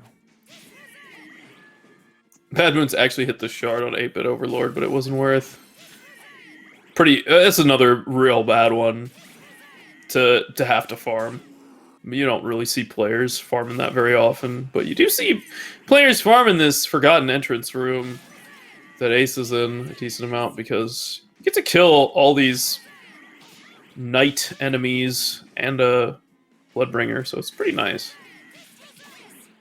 Assuming you actually hit the shard. It's first try every time. Must be nice. It sure is.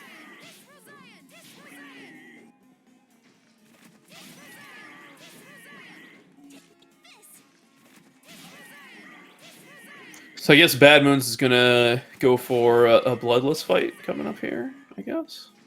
It's another guaranteed shard, so... Both these guys do not want to go underground. They do not want to go to Den, it seems. Or Oriental. No one wants to go there. That's like the clown play.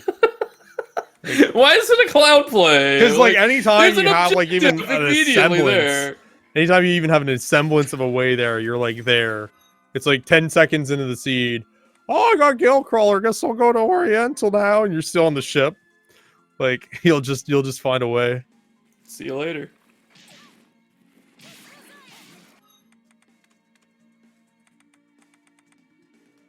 It's a pretty tough area of the game, but you know if there are objectives there, then it can be worth. Looks like BadmoonZ employing the Aqua Stream DPS strat here. Really good one for bosses. You can see already getting into that second phase, and then has some strong mana potions to kind of build the mana back up to do it again. She dead. But not really accomplishing any objectives here, so gotta move towards the objective soon. Maybe we're seeing BadmoonZ route towards the library, maybe gonna pick up another book, head to the tower, cash in that Scythemite shard. That could be a way to go. And you know, I think BadmoonZ actually might not have some of these shards or items in this room, so maybe looking to pick those up. Oh, there you go. I hope you're happy, Alu. You're making me proud, Ace. So Ace actually has the Aegis plate on, which allows you to block spike damage and lets you get through this spike path to get up to the Oriental Sorcery Lab. There are 2 objectives that are right next to each other on the card that can be accomplished here. Now, you can get the treasure chest objective another way, but also, these enemies can help turn you to stone, which we're going to see here. Look at that. Immediately bodied. And immediately a shard, which is a summon shard. You think the Bloodstained devs would get upset if we put in the request with BadmoonZ to randomly shuffle the paintings that are in that room to like our faces? I don't know if that capability has been developed yet. I just asked for the picture to be put in there. I'm not asking for it to be good. I'm sure the restreamer can just draw a smiley face on top, and that might be sufficient. That sounds like way too much work, and not what I asked for. But thanks, I guess. I mean, I've seen you in person, so I'm just trying to do a good depiction. So, anyways, Ace kind of collecting some of these items here at the top of Upper Cathedral, and gonna go back into Oriental Sorcery Lab. Has defeated a Zagan and a Hagenti, so we're gonna take care of that. A little bit deeper in, there is another treasure chest, the Death Trap, for Ace to defeat, and definitely some shards up here. We saw a Summon Conjure shard as well, so it's working out. Got some DPS for these ninjas that are lighting them on fire. It's good.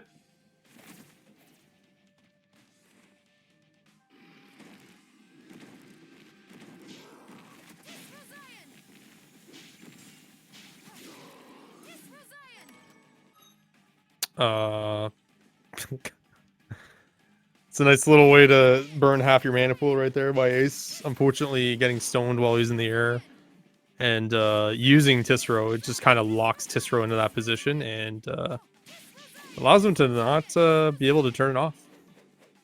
That's right. I think BadmoonZ had Spiral Sword and Dojigiri. Did he have Birdish? I was looking there. I think he has all 3, yeah. He has all 3 now? Cool.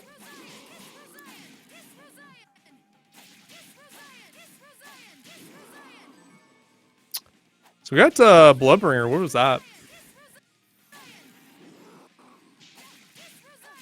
That's a good question. That's a bottom right square right there, and that's a Ooh, lucrative corner. I mean, look at top left, bottom right. I think that's in play here for definitely. Yeah, it's kind of free. You both your entire cross is free because, again, with like you see like Partisan, Shovel, and Radar, those are all 3. I guess you can call them spears. They're all droppable in the monsters drop table, so it could be free. It could be in some really bad spots. Kune was one that we kind of mentioned before. A really bad one it could be is like something like Harrier, which we'll say hello to probably a little bit earlier today. But looks like Ace is going to go ahead and defeat his second treasure chest here, so we'll be able to knock off that square now in the top middle of the column 3 there. So I think this play is working out. Really speeding through a lot of these objectives quickly.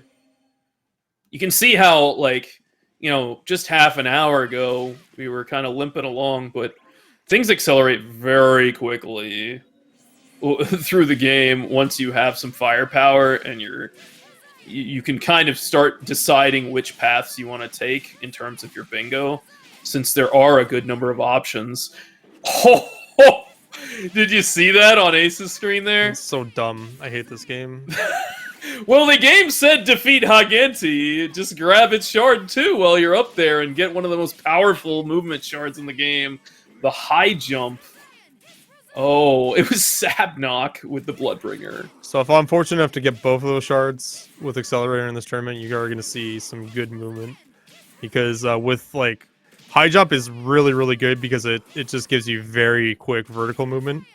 Whereas with Accelerator, you get horizontal movement, but double jump actually allows you to kind of act as a buffer to control it. So you're able to like really control like how high you can go, and with like a jump cancel kick down, you can really just like you can have like movement everywhere, just as fast and optimal movement everywhere. So Ace kind of hit that stride now with that high jump shard, so he's gonna be able to kind of just fly through the sea now. I don't think he's the only one. Oh my! What is this actual? These guys just like watch you run. It's because I don't stream this enough, and they just watch you route, and they're like, "Oh, this is good." Look at this payoff. Okay, to be fair, there's actual objectives on the card. Okay, like it's not just some nonsense. I just don't think these guys are paying attention to my route, so I call them out when I win. I'm just like, "Hey, by the way, this is what I wrote," and then they're like, "Oh yeah, Aloe goes Oriental every time. I should go Oriental every time." I get why they're doing it. Like again, it's there's a Warhorse key. Oh my god, I hate this. For the Garden of Silence, row 4. Look at this. This is one of the worst item locations in the game. Like for just item density and time for items, but they're just getting immediate payout. And like shard density is not that great either, and they're still getting payout. It's really dumb. Amazing. Actually amazing. It's real stupid. Yeah, at this point, I think I would have been tempted to open up Den just to get that bottom left corner out of the way early, but yeah.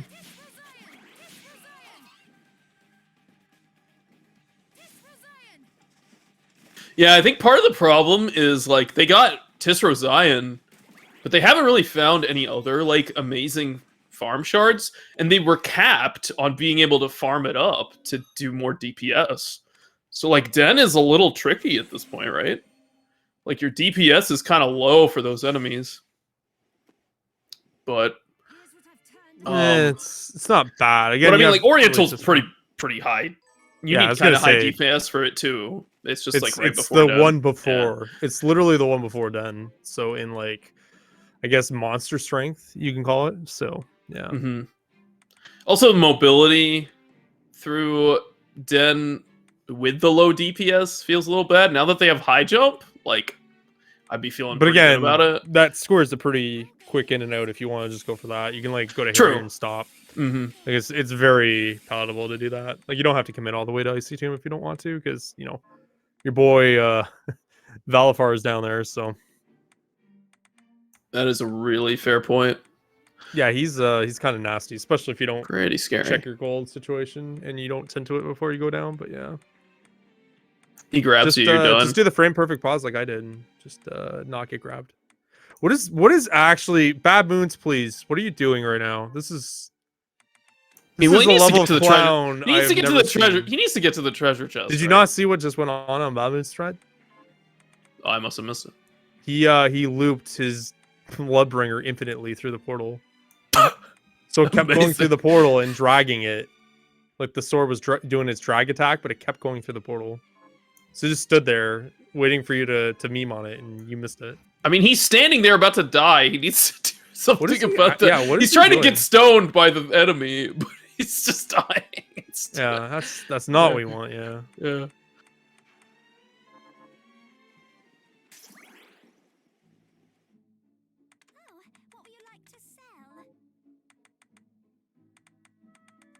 All right, so yeah, that's should be 4 for both of them.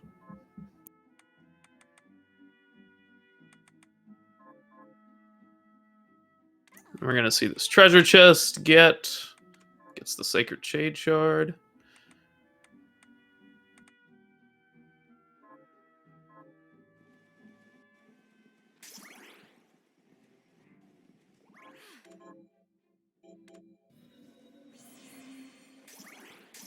All right. Are we going to see the underground play now? What do you think? Where else is there to go? There's so many locations in the underground that are just waiting, but so many shards, so many items. Yeah. And there's gonna be items that are gonna help him out on this card, like that dagger, right? Would help out BadmoonZ as Ace already has it. Again, the Partisan Shovel Ready Bar is still at large here. The 8-bit shards are still at large, so yeah, it's tons. They're both one off from that actually. Yeah, so but it's there's still close. tons of value down there that you might not have to do in the grand scheme of things. Like they can always just, go den and Icy Tomb, I suppose, right? Like if you want to die on that hill, but yeah. Well, Ace is going for the Warhorse boss after finding that Warhorse key, probably feeling pretty good about it. Gonna go ahead and knock out the fully explored Garden of Silence, so this is another optional boss. One of the nice things about this boss is you get 100% shard drop from the first kill, so you don't have to worry about farming this one. But it has I think 6,666 health for the memes, so it's a bit of a long fight, but it's not too bad. There's a way to fight this really, really easily, by the way, is just invert and go to that top left corner in the room there. He'll just never hit you if you crouch down. So just sit there and Tisra. You're good. That's right. But, I mean, honestly, Ace is doing pretty well. As I say that, he jumps into him immediately. But I was gonna say, is he, though? You just don't want to get hit by that circular ripper. Like, that thing can, like, multi-hit you and just kill you. Like, that thing's nasty. A pretty good fight. Alright, is this Den here from Ace, or is... Maybe Ace is gonna just go clean out the rest of the garden and then head to underground. That would make sense to me. I don't know what killing these enemies is for. Maybe he's just looking for more ingredients for food to craft. And prepare that those he won't even fruits. to prepare for ones that he won't even eat. That's the one. Why is he? And meanwhile, BadmoonZ is taking on Zangetsu 2, using that Aqua Stream again. Does he not have Plume Parma? He must not. That's the thing he looks like he wants to be killing. BadmoonZ's got to watch the health here. Zangetsu 2 can hit like a truck. You have to kind of go through all the different elemental phases of Zangetsu's sword. There's fire, there's lightning, and then ice. Just gets worse and worse. And then he has a move that just like insta kills you if you're not careful. So there's some stuff to watch out for.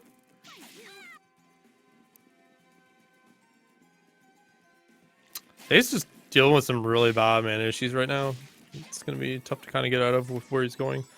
He can hit a save before underground. He can hit a save like early underground, hopefully. So if he sees a warp, he might as well just go back to town here and get a refill real quick. Oh no.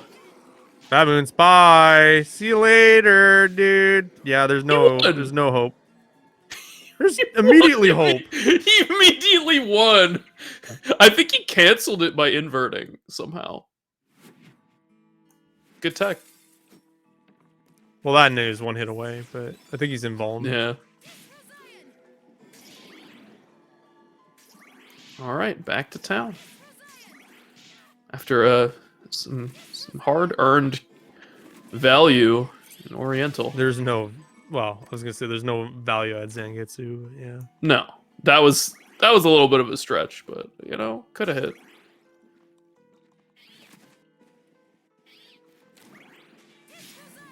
Oh, and looking to maybe craft up some greatsword action, or dismantle maybe. We'll see.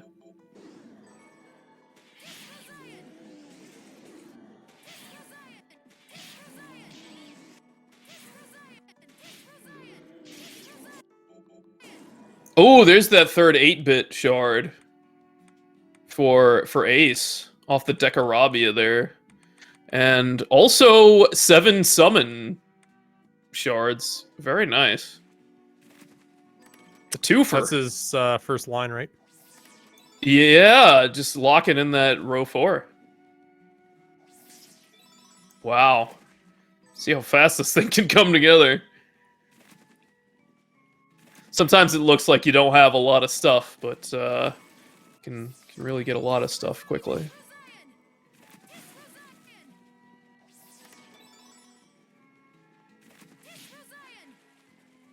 And I mean, it's almost a a column too, like column 3. Just need 9 great swords, and you're in there. We know where the Alcahest farms are.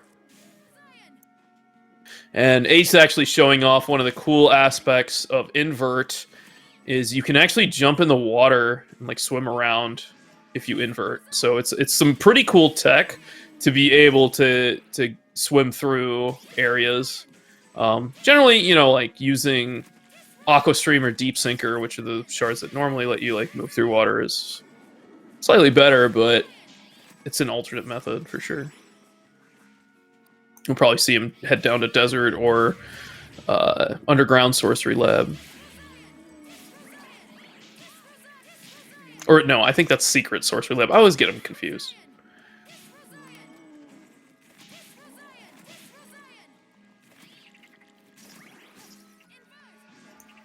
Ace also not using the high jump. Interestingly. I guess when you find it so late... I guess. Oh wait, I have this. Yeah, because every time he uses invert, it's just costing him time at this point, right? That he could be using high jump for. Mm-hmm. High jump's just so effective at going up. Hey, there's Steel Lightning. That's another great sword. So definitely some promise in that.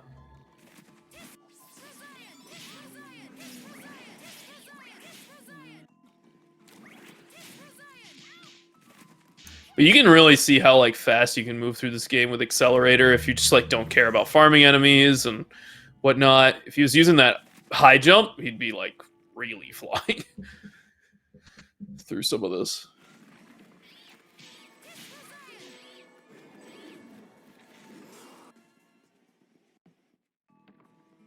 BadmoonZ almost through the Revenant fight. There it is.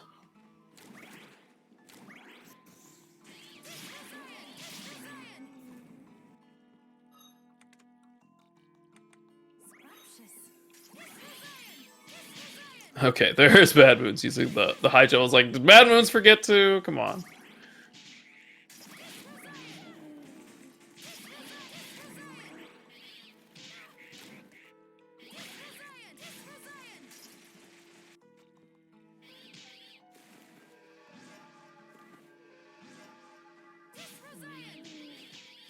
I think BadmoonZ is just going the same way. So these guys are relatively synced up. Looks like Ace kind of has the jump on BadmoonZ based on maybe some of the routing and the hits. Maybe the death up in 8-bit area. But it's a pretty close race. Like I've got to imagine that BadmoonZ is going to hit that 8-bit shard. It's pretty close to the Conjure shards as well. And now Ace is swimming around, trying to hit a few shards here. Finally remembered the high jump there. That's good.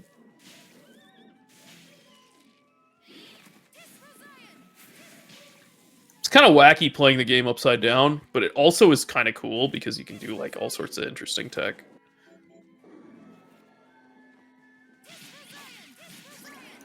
All right. There goes BadmoonZ with the 8-bit shards.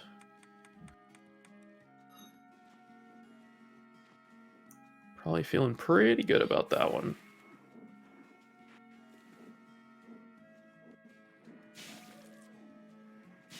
So do you like the play to go to Desert here, as Ace is doing, or do you like the play to continue in Underground to go to the lab on the other side and just hope you hit like a Dimension Shift or a...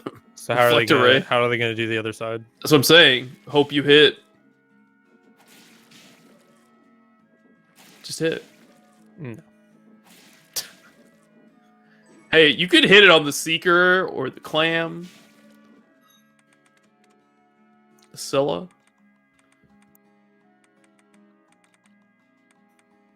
No. Okay, fair enough.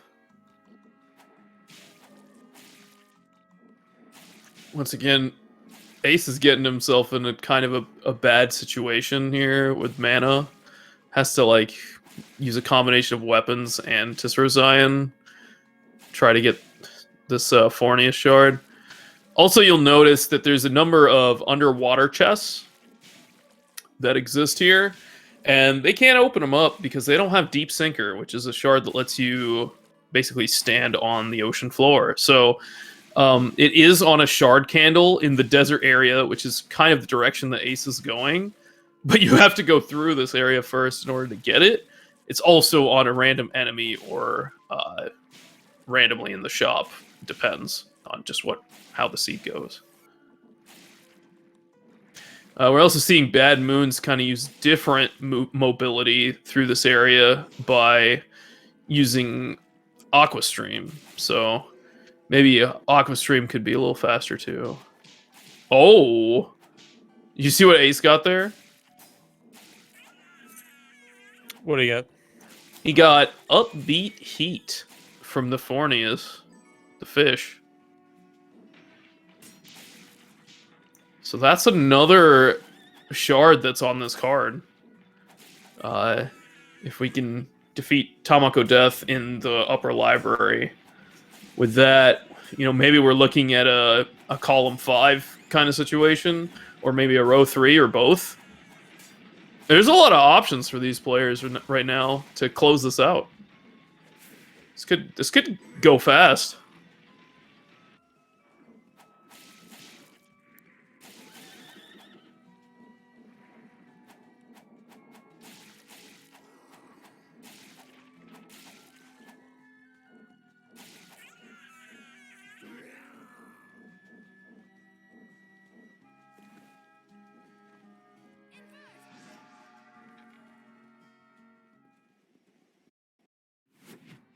I think BadmoonZ is checking out the great swords and stuff like that. I think also had the 7 conjure shards.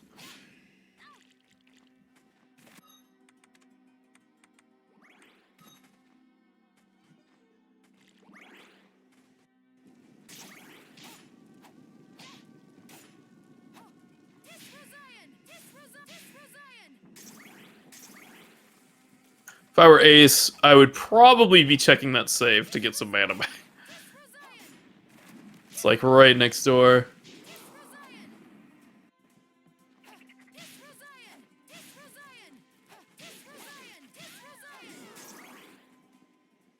I guess it's a warp, but I'd probably just warp to town and get some mana back. Yeah, there's dagger expertise.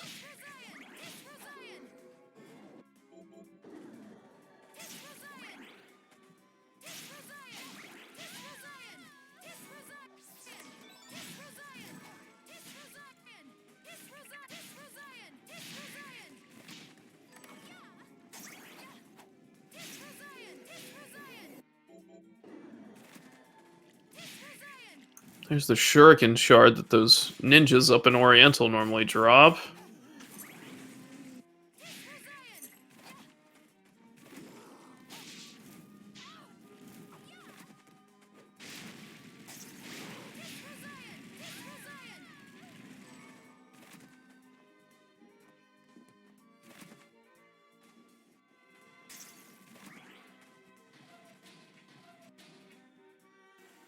So I'm just trying to think, what is the best option for these guys? It's I like think there's not really much else they can do at this point, right? They're just going to go the course and go through desert to lava. I don't think there's really too much else they're going to do before that, and then go to den. like, is there a play here? I'm just trying to think about it. Like, is there a play here where we could just win with Alcahest? I would have already kind of done that, but yeah, I think at this point they're just kind of hoping to hit items here. But yeah, I think Alka Farm was probably a stronger play, right? Just because you know where it is. I don't think we've seen from either player where the other enemies are.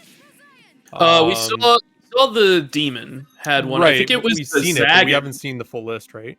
No, it's Zagan, demon, and like we saw all the enemies. That's what I'm talking about. So it's Zagan, demon, and the 8-bit skull. Zagan's not bad. Yeah, the skull isn't that bad either because you get a bunch at once, and it's the ×2. Yeah, but you have to go through 8-bit though. Right. That's the problem, right? Mm-hmm.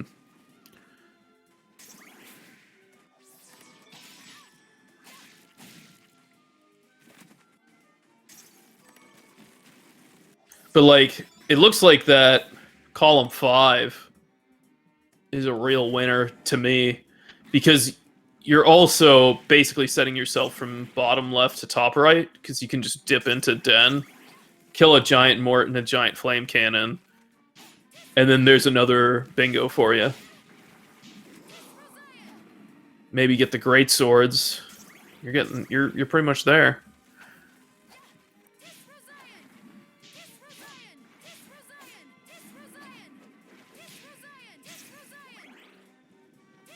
But it's really tricky when you have a lot of like Alcahest farm that you could do.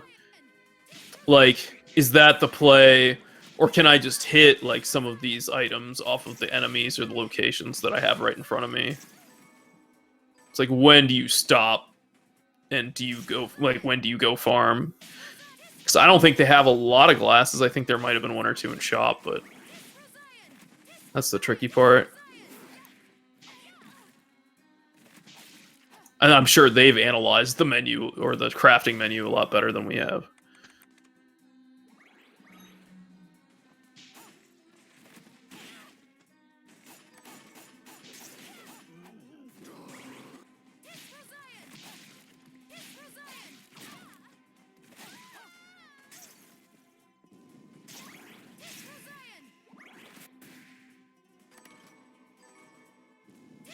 I mean, it's also possible that column 4 could be quite attainable, since they got Summon Insect.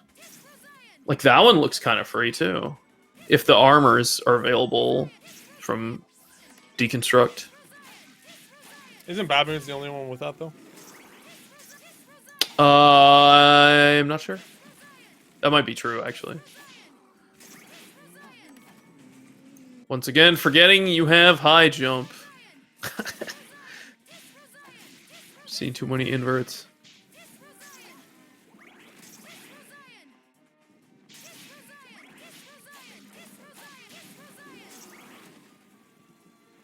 And when we see our players high-fiving in the same room, look at those.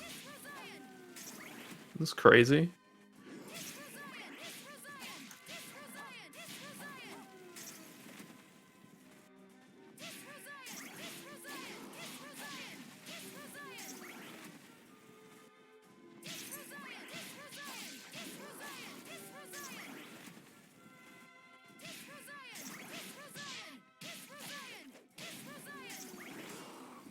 Just give you guys a chance to hear the lovely Tisro Zion music. This is Apex Bloodstained right here, when the shard just won't drop. So actually, this Rocky that BadmoonZ just hit, which has the healing shard there, that's the only available location for that enemy in the entire game. There's a few like it. Like, there's a few locations for these living fossils that come to life, these like bone dragons that come to life, but they're so bad because you have to like wait for them to spawn. Like, there's a lot of enemies that can be like extremely hard to farm, can be a bit RNG, and it's like, do you commit the time to actually do it or not? Like, that's a decision that these players are making constantly in the game. So it's like a dynamic choice all the time, and some people decide, I'm just going to go for density, and I'm just going to skip them. And some people are like, I'm going to be real thorough, and I hope I hit something good on this enemy. Otherwise, I've wasted a lot of time. So, it can go either way.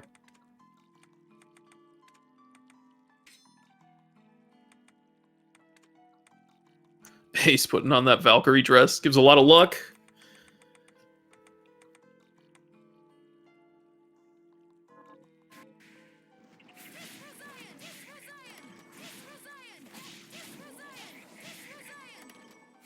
I think Ace was trying to look at the glasses count there. It was looking pretty sad.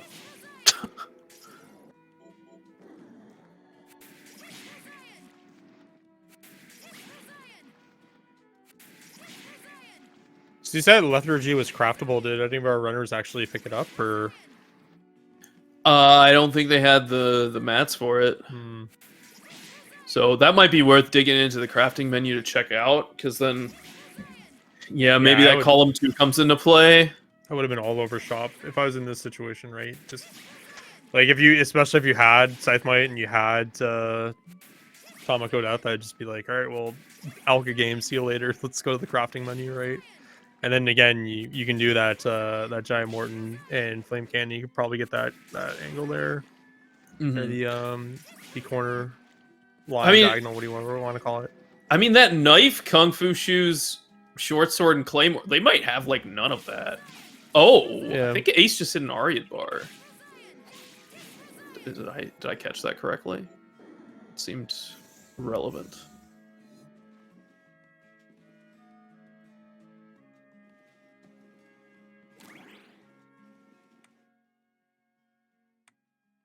Link 4 is actually pointing out something.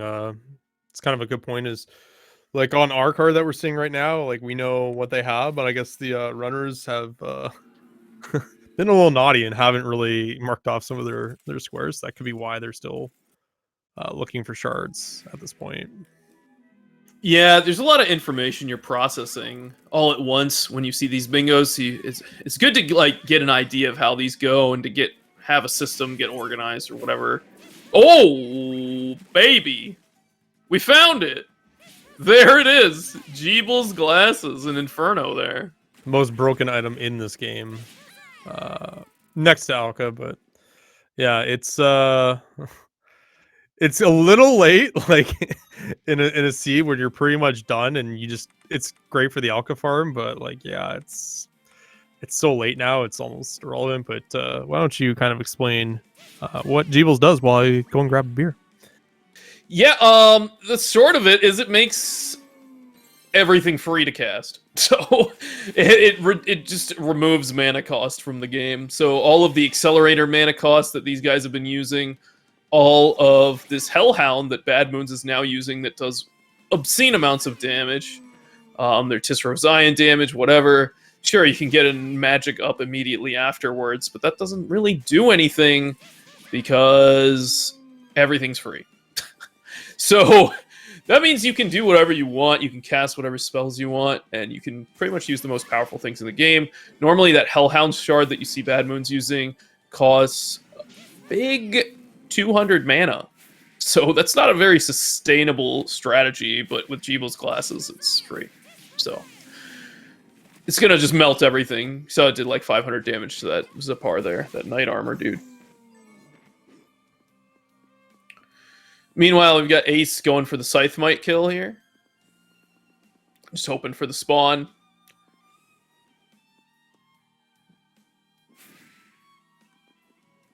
Trying to get it to spawn. And BadmoonZ killing Oro boss, the invert boss, in really fast time with that Hellhound. Oh, and there's the other 8-bit shard. That's a little unfortunate.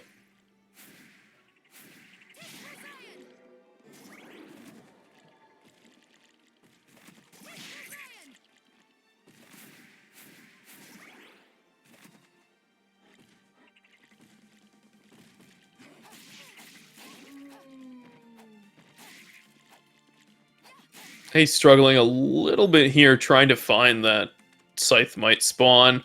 Gonna take the familiar off just to make sure it doesn't do any damage, because that's part of the rules.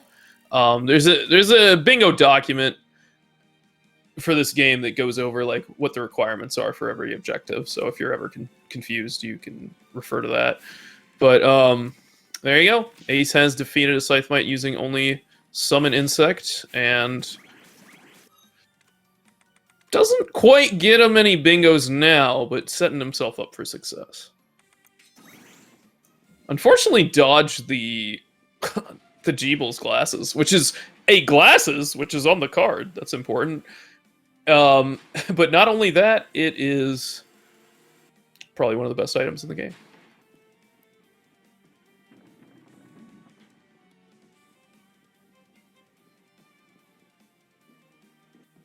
It also just feels good to get Jeebles, because then you're just like plowing through everything. Like, just everything dies. It's amazing. Where's Ace going here? Good question. Maybe get another book.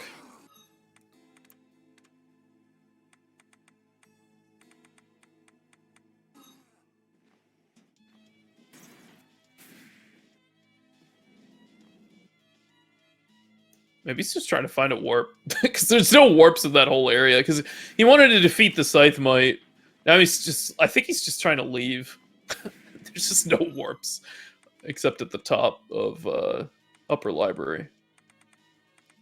Maybe just going through the list here. Trying to figure it out. It could be going for Tamako Death. Maybe that's the reason. Is he the one with it, or is it BadmoonZ? It's a good question. I guess he's doing some cleanup. Getting this Lance Armor Shard.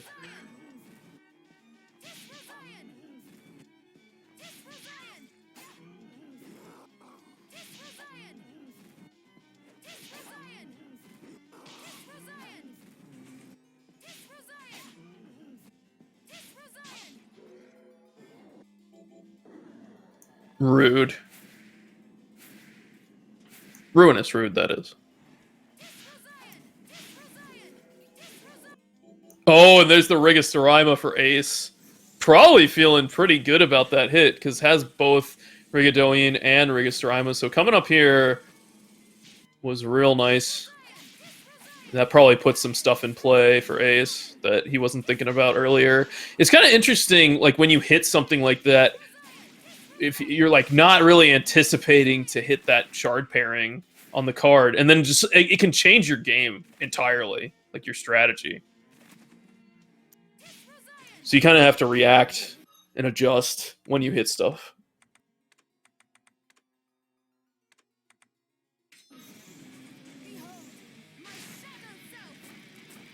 And there's the upbeat heat.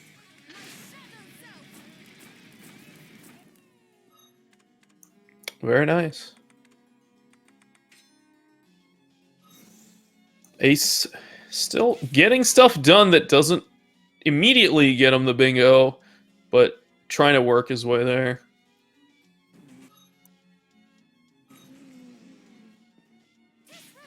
Meanwhile, we've got the Secret Sorcery Lab play here.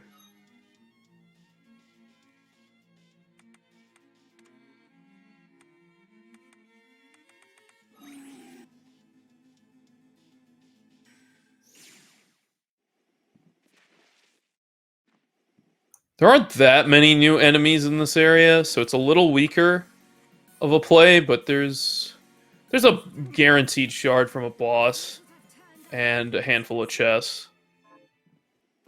That boss, for whatever reason, is always value 2. Almost always. Sometimes. I don't know. I think it's just random, but I think in our experience playing together, it has been a fair amount. It's that PRNG.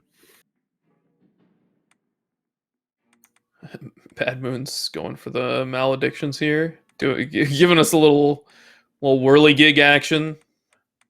All right, Ace is doing the thing and is starting to go through the menu now. I think he's in the craft, not the deconstruct right now. Yeah, he's in the craft menu right now. So taking a look at seeing what he can do. I think he's just taking a look to see what he can deconstruct for, not so much what he can build. Yeah, we touched on it a little bit, but it's like the crafter is all randomized. So it's like what you can craft based on which books you get in the game. So there's like recipe books that you find in them throughout the game. Like those unlock new crafting recipes. And then what those craft from is completely randomized or deconstruct too. So like there are so many options. And we see Ace actually getting the lethargy shard here, so that's gonna be some progress, but still not a bingo. Making some more food, huh?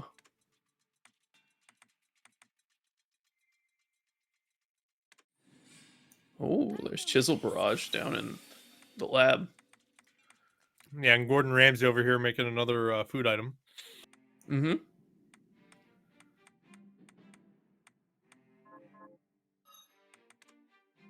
Oh, that's a convenient warp for BadmoonZ.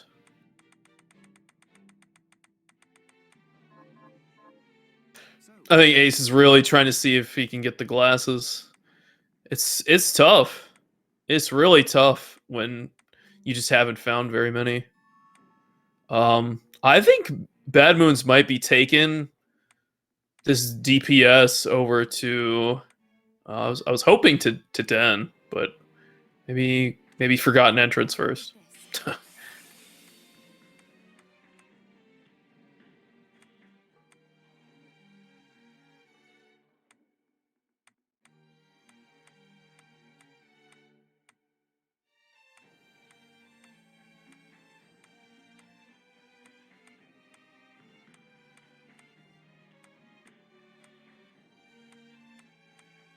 Crusader armor deconstructs into Lamellar. Amazing.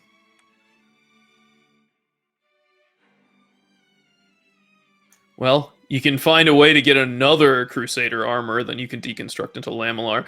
So you'll see, like, there can be a little bit of puzzling involved in this crafting stuff.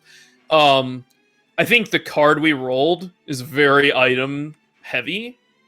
So that's kind of why there's so much emphasis on it this particular seed, but you could see other seeds where it's not, and maybe it's shard focused or just more of kind of like challenges that you need to do, like defeating a boss with shoes or defeating a boss with a single shard or whatever it is. We are seeing our Pokemon battle here from BadmoonZ. So Bloodbringer versus Bloodbringer. One of the worst squares in the game right here. What do you mean? It's actually terrible. They're having at it. Look at them They're go. really not. Jukes. It's a war of attrition. Okay. Okay, you know what that the red Bloodbringer is like the guy that's like messing with your girl, and you're the sword going in for the punch, right? Like, get your hands off her, and you just kind of slip on the slippery floor and just like throw out your back. I got like some kind of sciatica, right? And then this guy's still a problem. So you're not really helping yourself out. And there we go. It finally kills it. Like it's actually one of the worst squares in the game for Bingo that you've actually put in there. I can't believe you would do that. Why? So that we could have this conversation with you. God. Today. That was really all it was for. It's okay. I haven't seen the worst one in the game in a while, so I'm happy about that.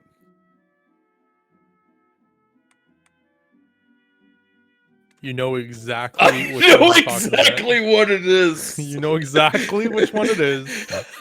Maybe we'll see it in the the SGLIVE tournament. Okay, you know what? I know like it's rigged if I go into one of my matches and it's like my center square. I'm just gonna be like, I will honestly just request a reroll. I'm like, this is planned. I'm just gonna reroll one with it on it again.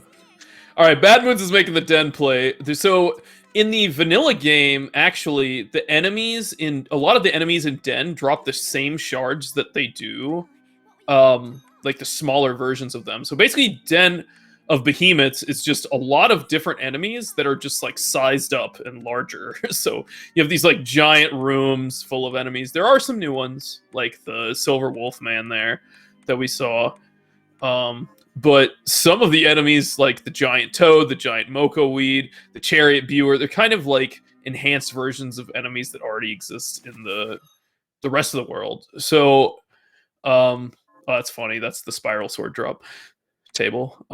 Anyways, but in the vanilla game, they have the same shards as the smaller version enemies. In this randomizer, those shards are all shuffled.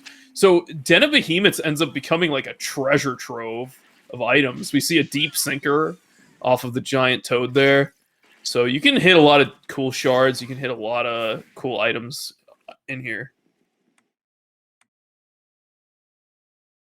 Also, Solsky's least favorite tile is mastering 3 techniques. That's so stupid. Like, why? It's a good one. Would recommend.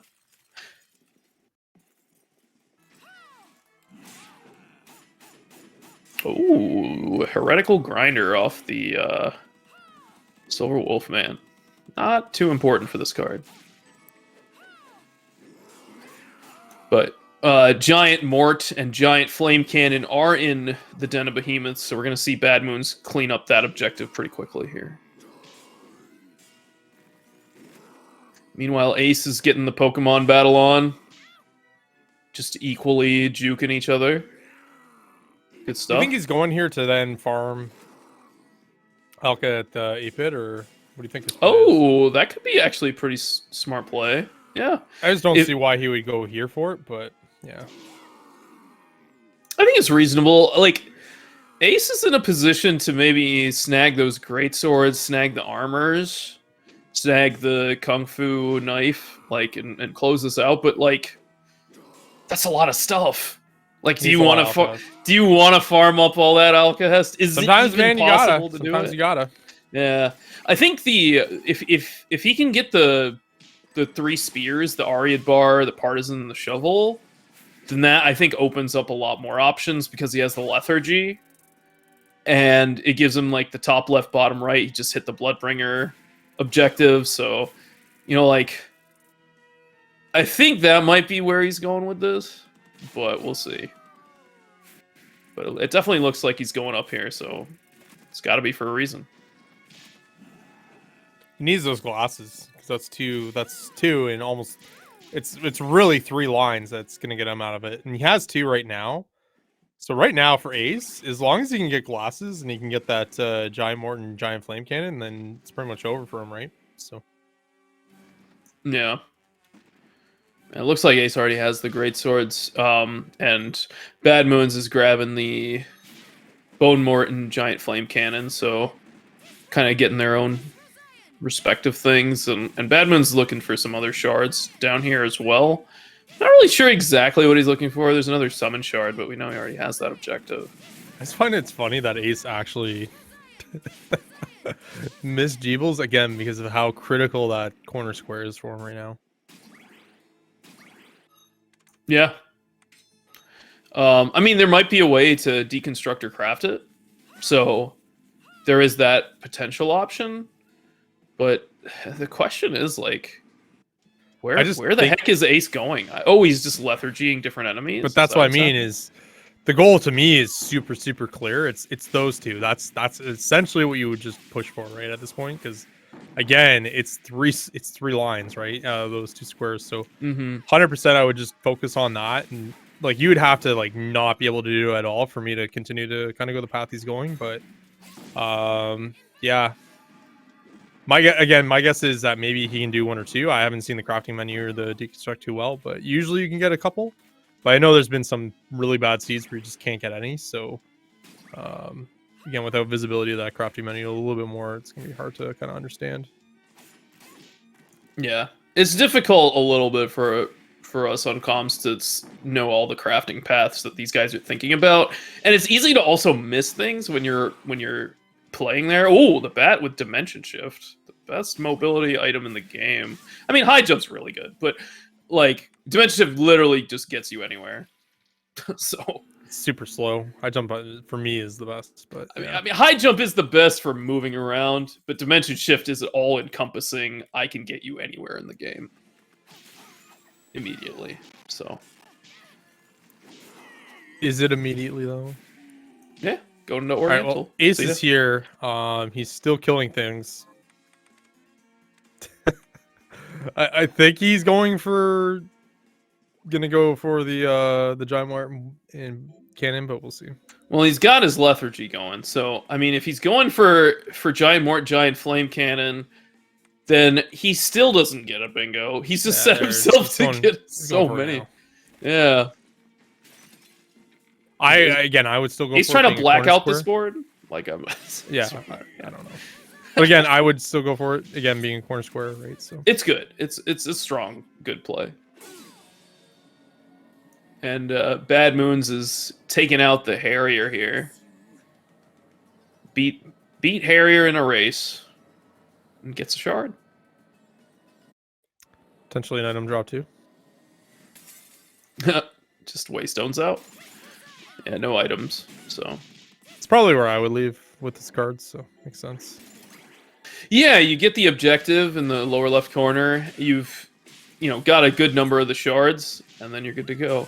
And we're gonna see here, how slow farming some of these enemies is on Ace's side compared to the Jeebles plus Hellhound OP combo that BadmoonZ has. So BadmoonZ does gain back a lot of time here if Ace ends up farming up all this stuff, but it's possible that Ace could just go accomplish those objectives and ignore the shards completely.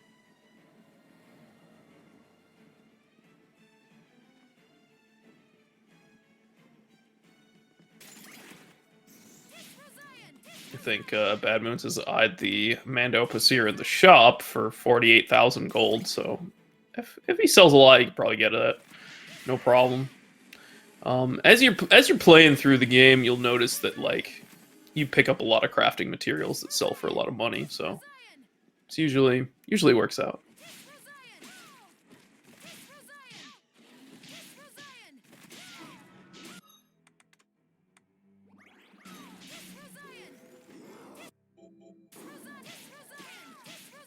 You see BadmoonZ already at like 50k.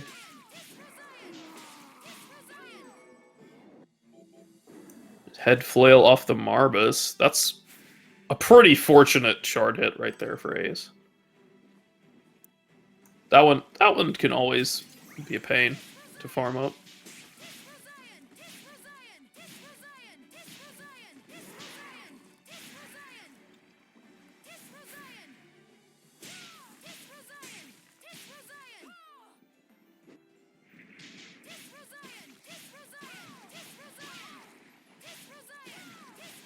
We see BadmoonZ kind of in the thick of the crafting menu now. And Ace is about to take out the giant Morton flame cannon here, so it's the next objective complete.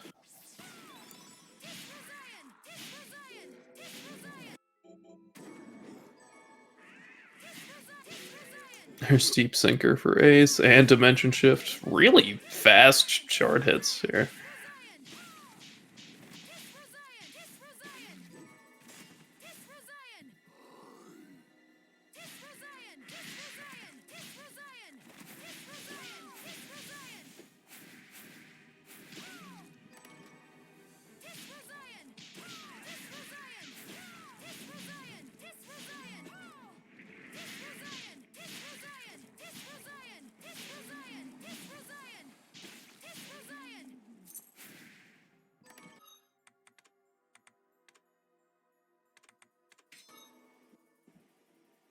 Alright, Ace gonna put on the Aegis plate here to jump through these spikes, beat the Harrier, and we'll see if Ace decides to Waystone out or decides to continue. Assuming Ace even has a Waystone. I think he does.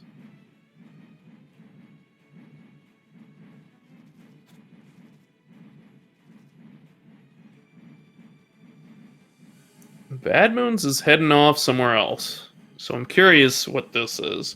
This could be Scythe might play? Maybe? Or just some underwater chests? Yeah, Ace is continuing. BadmoonZ is going somewhere else. Underwater chest. How many glasses are in the overworld 3 pairs? So I think there's gauge glasses, nose glasses, and Jeebles. I want to say sunglasses, I think. Are sunglasses, yeah. There's a lot of overworld glasses. Good call. Yeah, so they may be available, and they may be available in the crafter too. So it's like, might just be worth continuing on like BadmoonZ is doing. Just check a bunch of chests, see if you hit one or two things. Because it looked like the deconstructs for glasses were difficult. That's what I mean. It has to be like either difficult or impossible at this point. If they're even like 50, 60 Alka-Hest at this point, I would still go for it because it's my for sure thing versus like maybe getting it, I guess.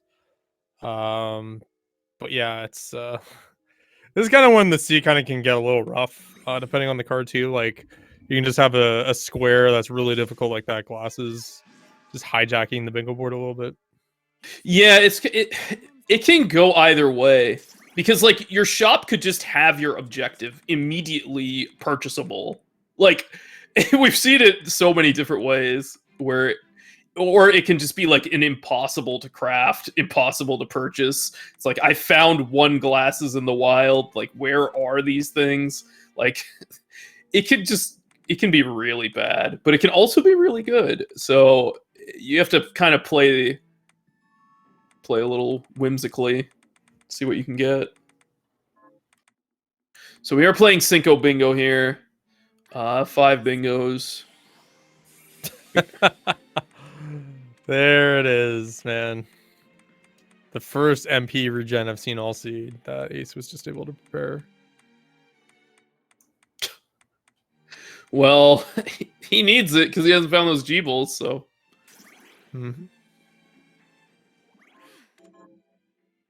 And it looks like BadmoonZ pushing through the underground to try to collect a few more items. This area is kind of item rich, so it is worth it to kind of diving in, see what you can get. There's a unicorn ring. And there's the sunglasses you were talking about. So that was just in the shop. Nose glasses are in the shop. Are they expensive like always, or? Wait, is Alcahest in the shop? Did he manage to craft that? It's in the shop.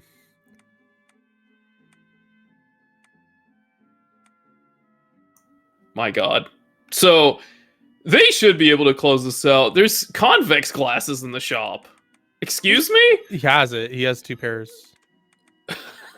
I think those G-Bulls are the critical piece he's missing to put him over the edge for the 5, actually. He's I really think deconstructed that's... and crafted Alcahest. Okay, there we go. Yeah. Yeah, I think he just needs to find... Yeah, he just needs to find some recipes that can get him there. Sometimes you can look at the crafting menu to see what deconstructs for it, so you can buy that item so you can deconstruct. It's like, can be really convoluted, but you could also just like find it. So it's sometimes it's a bit of a puzzle. I think I did see some sunglasses there, but I think he already has those. Yeah, he bought them in shop, so he has like what, 3 I think right now? I think he has 3 exactly. Does he have the nose glasses or no? His nose, yeah, that was in shop. So G-Bulls is free out there that he missed. That's 4, and then he just needs the 1 more. I think that's what he's looking for right now, is like a 4th and 5th in his mind. Yep, exactly. It'll put him on a good path, but it's got to be there. Yeah, I don't think he's ever getting those G-Bulls though, personally. But yeah. I mean, it's unlikely unless he just strikes out entirely here. Because where else are you going to go? You're going to go to Den or Inferno. Well, he could reference the craft menu too, right? Yeah, of course. Which I know he's been doing, but that's what I would just camp that craft menu to see like what and math it out. And again, like that's such a bad spot. I need literally 1 square to win my game. I'm gonna like just hone right in on that. But yeah. Well, Ace is coming down to underground. Follow maybe Probably BadmoonZ footsteps. Yeah. Yeah. Maybe just hope to hit some glasses in here or some other items. Some of the armors are in chests too, so.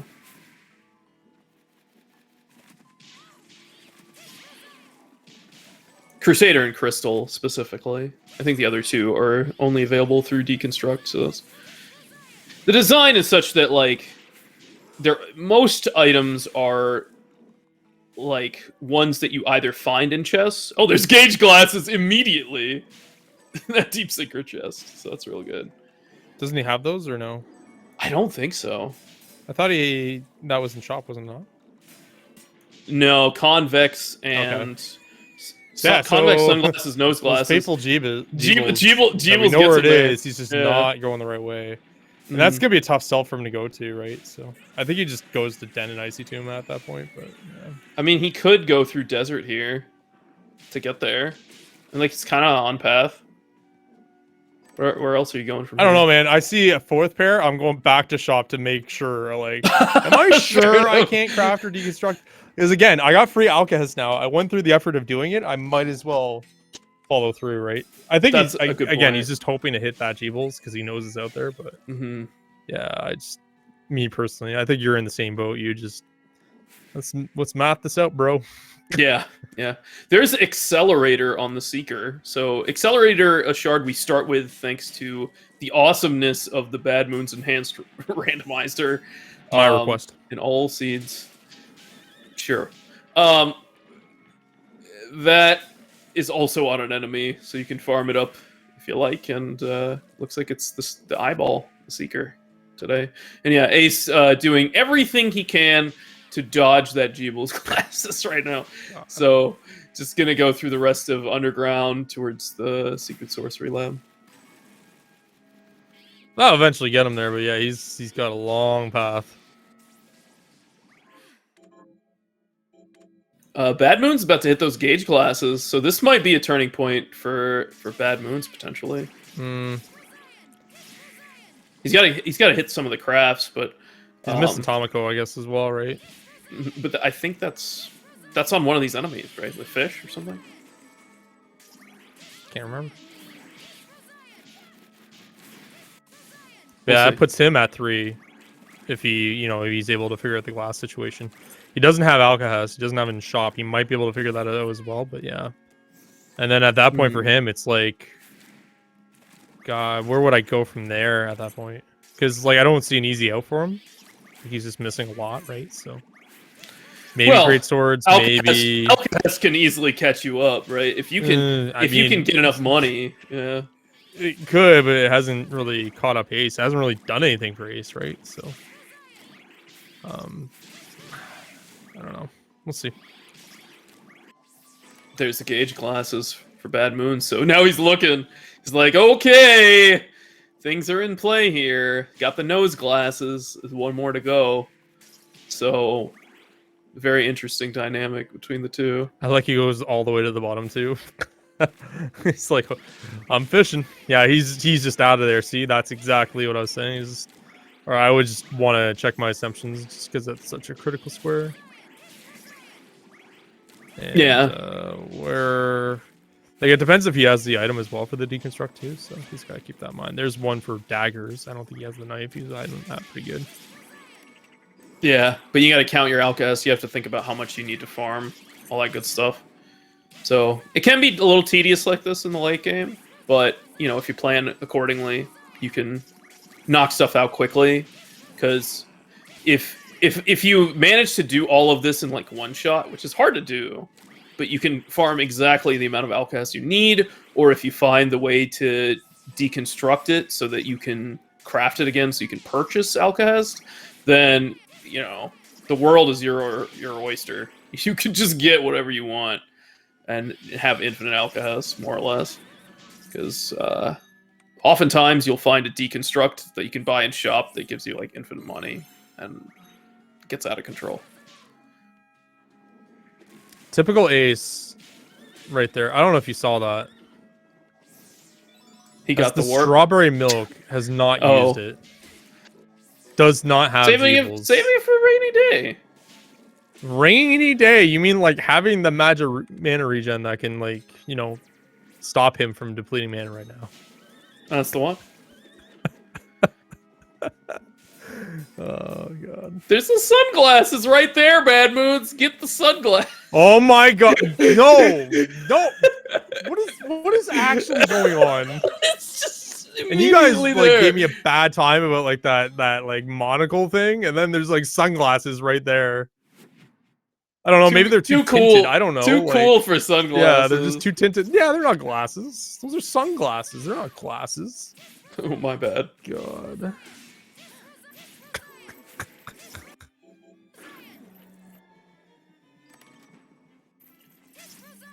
Well, BadmoonZ is going back to den. No. Back in we go. I think that's gonna spell the end for our good friend BadmoonZ here, though. Unfortunate.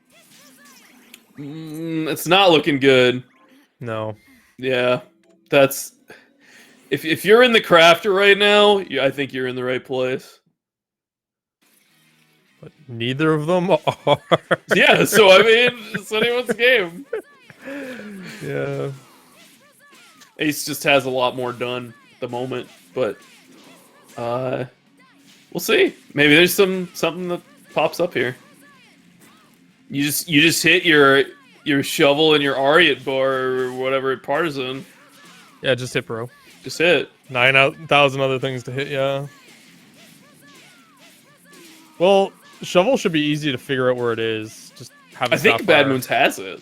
Well, if you have a sapphire, which you would, you'd be able to figure it out through the item bestiarity, right? So the raid bar is steel and the partisan is silver, right? Those are the main core items that can help you find it. So they should have all three of those. So they should be able to just go through the, again, that item almanac, I guess. Yeah, almanac. Yeah. To try and find out where those are. Because like for Ace, that's another like 2 lines, right? So yeah, it's 3. It would give him the win as well. Like it's so Oh my crazy that God. Ace has like dodged all the bingos. he's not going to them though. Like BadmoonZ is playing some No, tag with dude. this abyssal dragon right now. He's getting completely launched out of that room over and over again. it's one of the worst enemies in the game. Just way too much health. It also just dumb- knocks you back immediately. It's so bad. Oh man, is he gonna actually fight Valifar? This is a tough boss right here. I hope he at least takes the Saber Warp before he commits. Okay, good. It's just really weird to see Ace like not push one of those 2 squares right now. Well, I think he looked and he was like, I don't think this is happening. Okay, But that's again, the move it's not. that I'm not even talking about the Valifar- classes. I'm talking gets about the partisan shovel and the radar bar is another one for him, right? Oh, true. I mean, it's possible he looked and they're just in real bad spots. Yeah. Like, if it's Kune, it's like, what are you gonna do? Like, just hit, I guess. But Ace is going into Inferno now, so gonna hit those Jeebles. The shovel drop was also in Inferno. So, I mean, this is looking good for Ace, in my opinion. It's not looking good for BadmoonZ. He has a bit of a phase 2 here at Valifar. So, how Valifar works is the amount of gold you have dictates his health pool for the second phase of the fight. And he's thrown like 30 hellhounds at him. He's just dying now. So, he must be carrying a fat stack or 2, right? So, for him to continue on like that. Yeah, kind of the way it works is, like, the first phase doesn't have a lot of health, but then the second phase steals all your gold. Oh, there's Kung Fu Shoes and Knife. It's so good. Yeah, he steals all your gold, and then it caps at, like, 10,000 HP, which is still a lot. Like, Does it for that cap boss. though? I think so, yeah.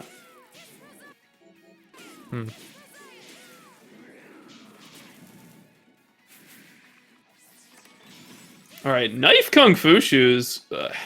We'll have to see where BadmoonZ is on daggers, but that could have. There's the shovel armor. So if Ace doesn't have shovel, he knows it's there now, and he is going back to farm it.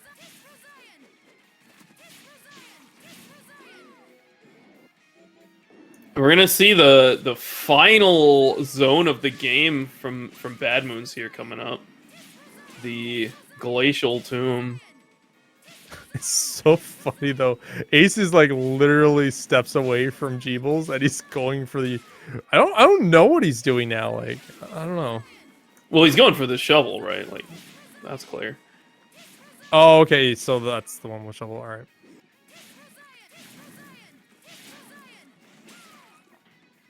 But these demon lords down in the icy tomb here are extremely tank.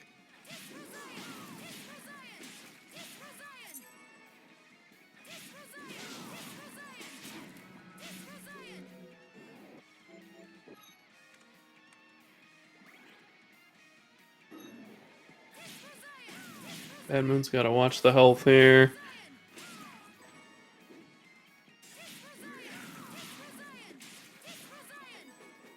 There's a Graham down there in Icy Tomb, another greatsword. And a warp. It's not bad. All right. There's the shovel from Ace. And now Ace is thinking. Sometimes you just gotta, like, stop and make a decision. Because, like, Ace is so close to so many bingos. Like, he needs to just make a decision on what he wants to do. You know what he's doing? He's looking up where partisan radar is. Probably. I guarantee it. I mean, Again, that's also a good strategy. Use the Wikipedia resources. Is it steel? I think it's to your platinum, advantage. actually. I think it's platinum for the radar. Our Ariad bar is platinum, Yeah, and and there then was an silver. enemy dropping platinum there as well. And then so, silver is partisan, so... Yeah. Yeah, that's exactly what he's doing. Yep, because now he's trying to figure it out. So you can actually go into your menu here, like Ace is doing. It's a pretty clever tactic, and you can see who drops what.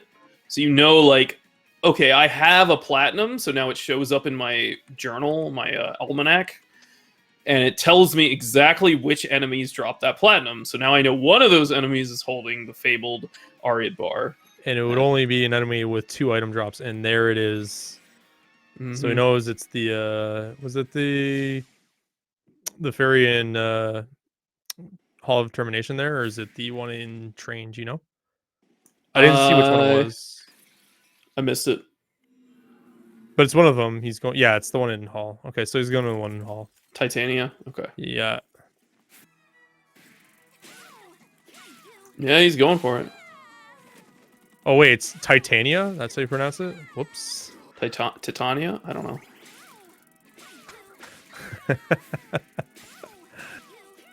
What do you say? Titania? Like what? Oh, hello? I don't know what you're talking about. You tell me what you're talking about. Please. Titan Mania? Mine is always Titania. Wait, Ace dodged Jeeple again. Of course he did. How did He was this like happen? right there. He was right there, basically. And BadmoonZ fighting the second to last boss. He's doing the right Gremory. thing, though. He doesn't know, obviously, it's there. So he's doing the right thing, but it is real dumb that he's dodged it twice He's now. dodged it twice. Why is he... Oh, my... Oh, because he has no. Tisro, that's why. BadmoonZ took a lot of chain damage there and died. Rip. That's unfortunate. Now, apparently, BadmoonZ found some sunglasses. So that's good. Does he still have them? I think Ace is just looking for that Ariad bar, and then that's GG, maybe. How many bingos does that get him? That gives him 3 bingos? Yeah, it does. There it is. That should be time for him. Dang. 3 bingos at once. Well, Yeah, I guess he he's done had almost all the tiles in the game, to be fair.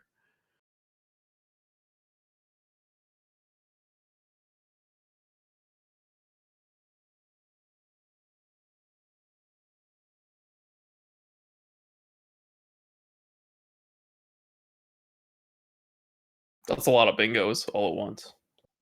Yep. I had 3 last night, remember? It was like 3 lines into 6 lines. It was pretty good. The value pack. And I think looks that's like the most... BadmoonZ is kind of almost there, too. Just has to figure it out, the puzzle. We're joined by our resident celebrity chef, AceZer0. Congratulations on your culinary skills and your win. Thanks. I don't understand some of the things you did, but I'll just say that you were just outside that 3 bingo line with the glasses. Let's just put it that way. Yeah, that's what I was going for at the end. I was really like, I pivoted and kind of, like, I still wanted to kill enemies on the way in case I got like one of those 2, because I know I needed the shovel and the Ariad bar, or if I hit like one of the armors, I'd maybe try to push for that. But it was like, I'm pretty much just gonna open chests because I just need a pair of glasses. That's all I need. And then I hit the shovel and I was like, or I hit the shovel armor. I was like, well, hold on, there's a shovel. And the Hellhound has platinum, and I was like, that might just be the other thing I need. So I had to like actually pause the game. Like I looked up the drop tables on my phone for what had the Ariad bar to make sure I knew which enemy to look for. Solsky weapon- called it. that Solsky dead said, space like, that is we not think, happening. I think he's looking things up to try to Yeah. figure out where things are, and But that was a smart but choice. when you said you pivoted, boy, did you pivot, because I don't think you were understanding what was going on. What do you mean? Alu, do you want to explain it? Yeah, so unfortunately for you, but I mean, hey, you still Did I won. miss Jeebles? You dodged Jeebles as Oh no. much as you could in all possible ways. So you went through desert and Yep. decided to cut your trip short into Inferno, because if you had inverted and gone into Inferno, the first item you would have found would have been Jeeple's Oh glasses.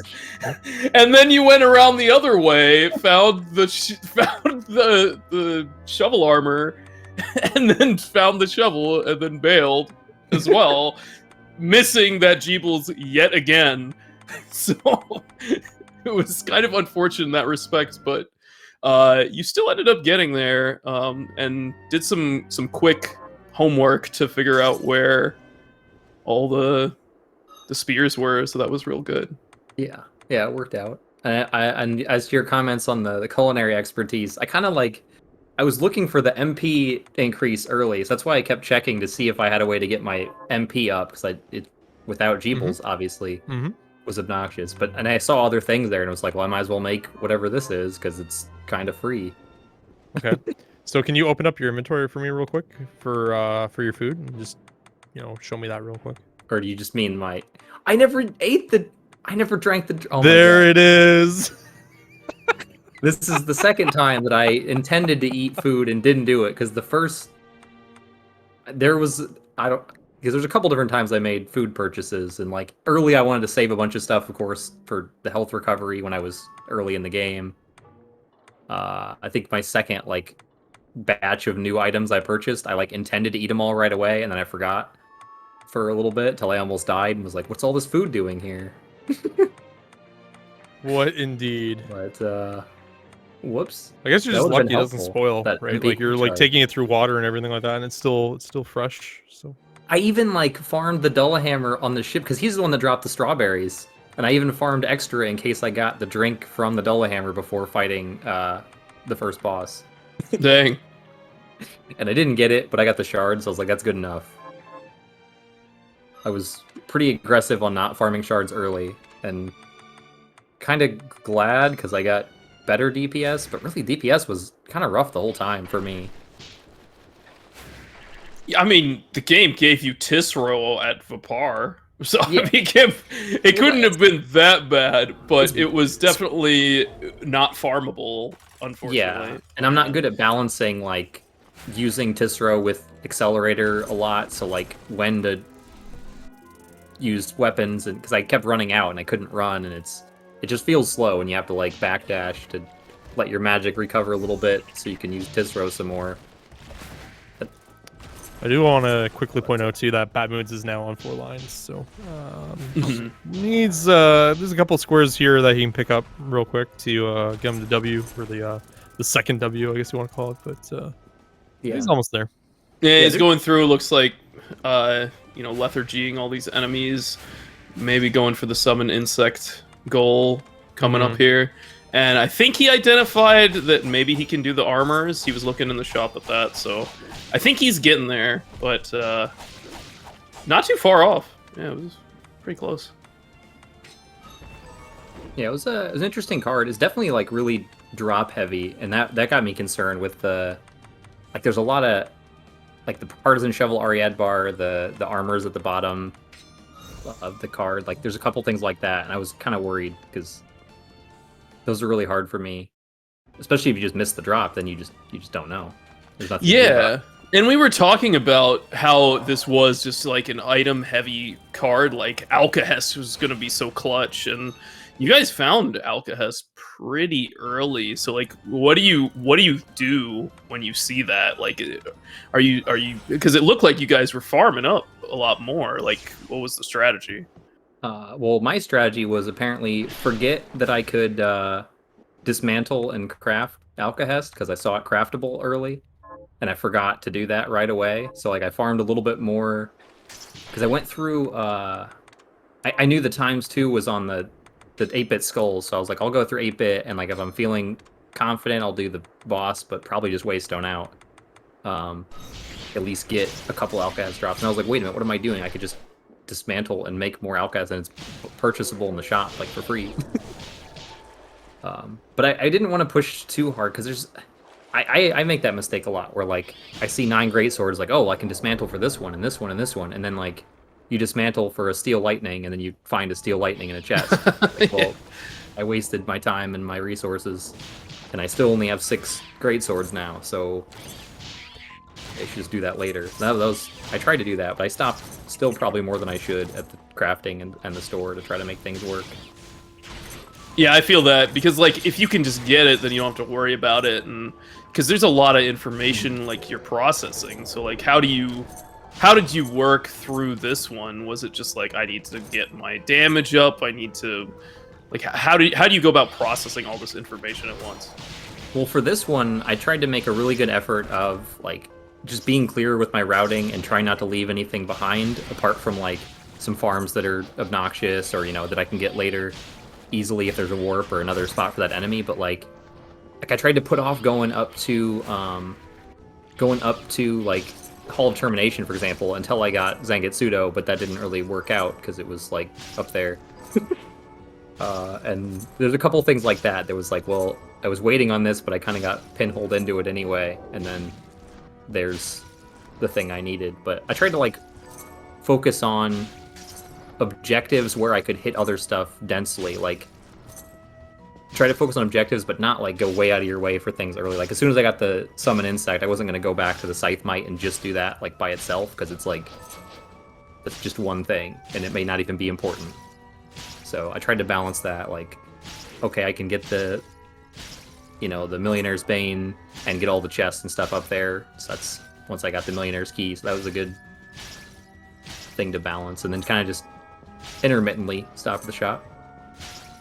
Yeah, I really liked your route in the early game. Like you crossed the ravine and went over and like kind of gradually made your way through the game, like almost kind of the way the game is played vanilla, and like you powered up kind of sequentially over the course of it, and you got your Deadeye Tome and all that stuff, so your power was much higher when you got to like 8-bit and Hall, so you were able to farm better. Like BadmoonZ went the other way, went through Cathedral, Upper Cathedral first, and went around like the Hall and then over to Tower, so you guys were kind of crossing paths, but BadmoonZ kind of hit some bad situations up in 8-bit, so kind of slowed him down. Yeah, having the Waystones unlocked was really, really handy for that, because I knew I wasn't going to be worried about that. Or when I ended up going to the Den of Behemoths, which I put off longer than I was kind of expecting to do that, but I was like, all right, at least it'll be safe, because whenever I do it, I can do I can Waystone out if I get in trouble. But was our movement like similar, like movement shards? Did we get those at a similar time? Like I assume double jump was fairly early for BadmoonZ. Did he get invert early? Didn't too? get it off the first ghost on the ship like you did. But okay. Some of your shard luck. Oh my god, we were just like, how is this happening? But it was like all like really, really good or really, really bad, and I felt like there was no in the middle. There was nothing that was like, well, that took a handful like you expect it to take.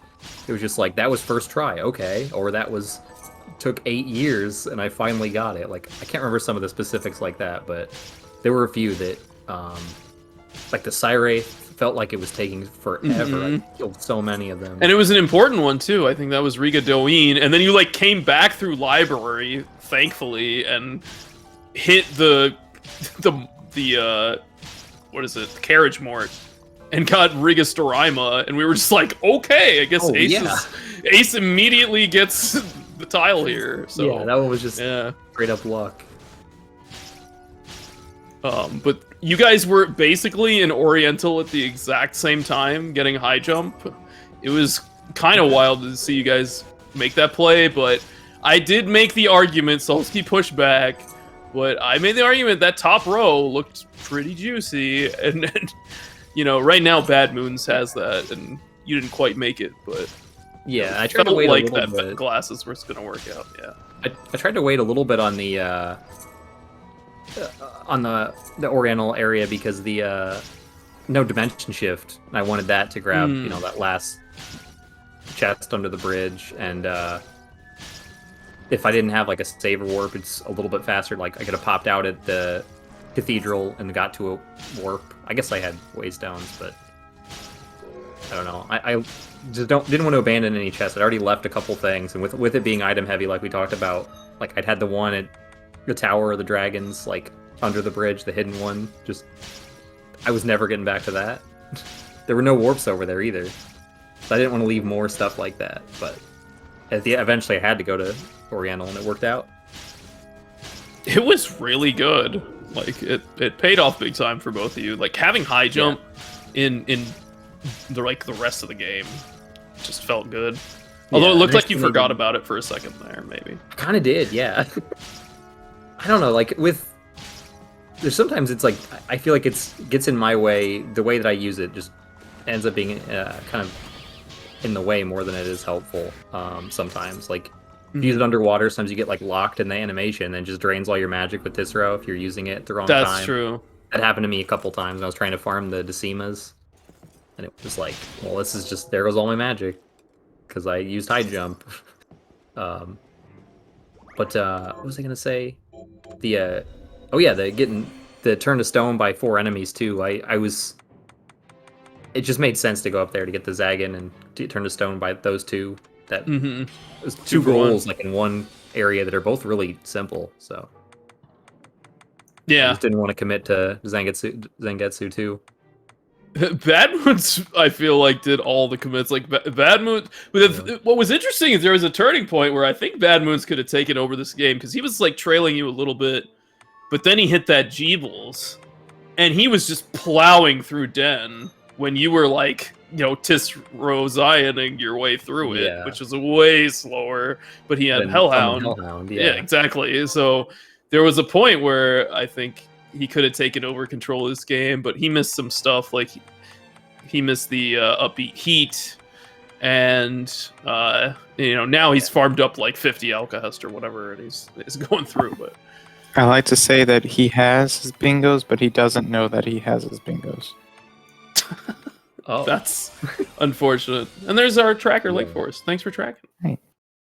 I was worried about that too when I about doing too much, because when I hit the what was my second to last tile, or when I hit the, I'm trying to remember what that was before the giant Morton flame cannon. Whatever I hit before that, it was like I all of a sudden realized I was pretty close, and I was like, whoa, this went really fast. I had 2 bingos, and now I'm gonna almost have 5.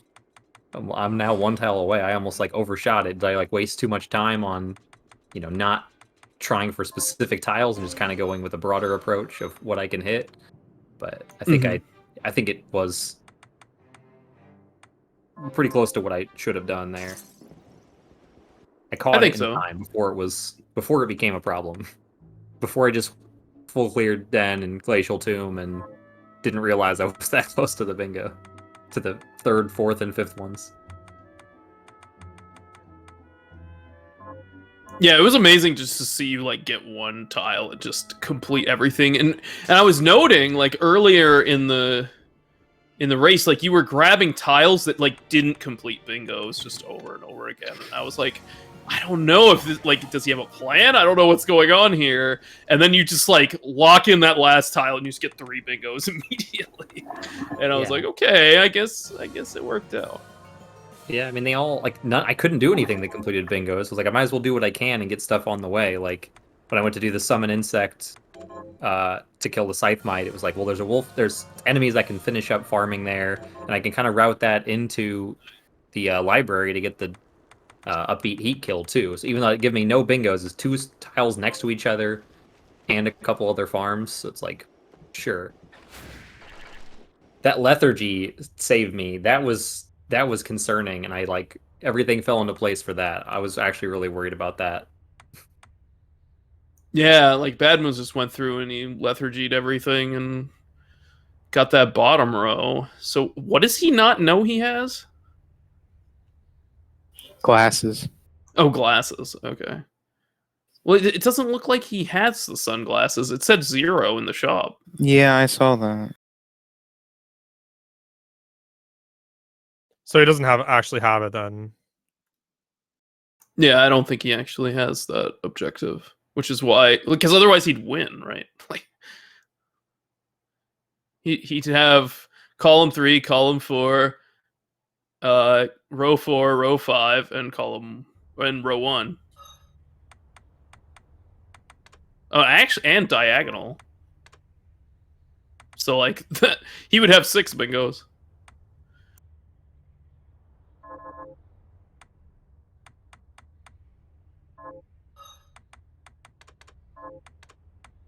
Unless he maybe doesn't realize that sunglasses are glasses.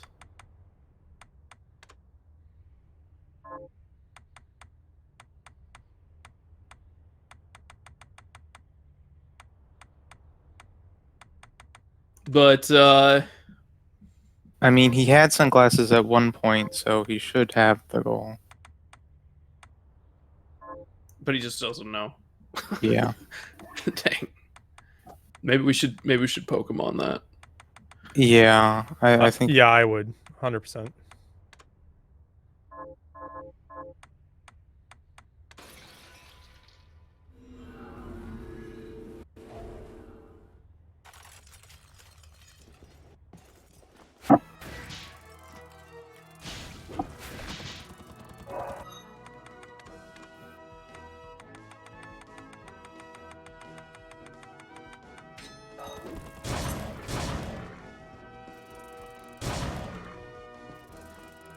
I think BadmoonZ might have picked up on the same stuff that you picked up on, Ace, or maybe looked up that the Titania here has the Ariad bar.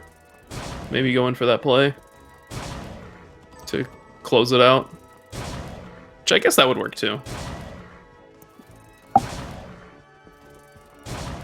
But we do have a tournament up and coming at SGLIVE 2021 in about a month. I believe November 5th is the start date. So, you know, I think we're going to start getting some regular races and stuff going with the community, and that'll help determine the seeding on racetime.gg. So, if y'all are interested in coming to join in for... Right now, it looks like a $700 cash prize, plus maybe some bonuses. Should definitely sign up and start racing, because there's a lot of us playing already. So you got to catch up on the hype and the action. Make Solsky quake in his boots. I don't think so. Wow. So confident. You know, I should do some meth runs more when I'm doing interviews, because I'm having the most fantastic luck right now, let me tell you. Unlike BadmoonZ, who can't hit this.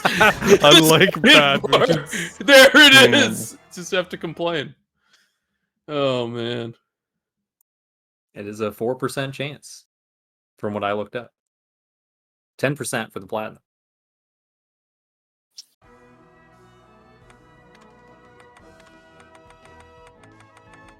Well, And he has 9 bingos. he did it. Well, he has the 3. So Yeah, I'm pretty much I'm out of here, dude. Like, see you later.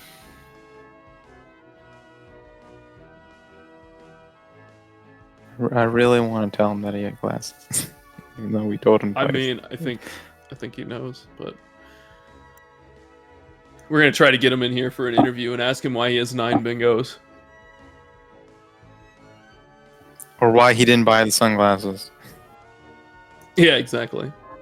But either way, you know, we've got this tournament coming up soon, so you know, start practicing, start figuring out all these bingos. Like, this is just 25 of the 240 tiles, so getting familiar with how these tiles work and what's required seems important to be successful at those.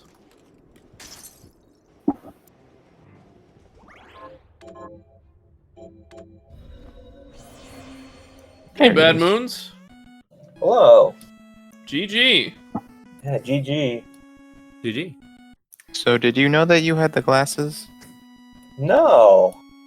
You had convex, gauge, Jeebles, nose, and sunglasses. Oh, I didn't think sunglasses counted. It has Aw. glasses in their name.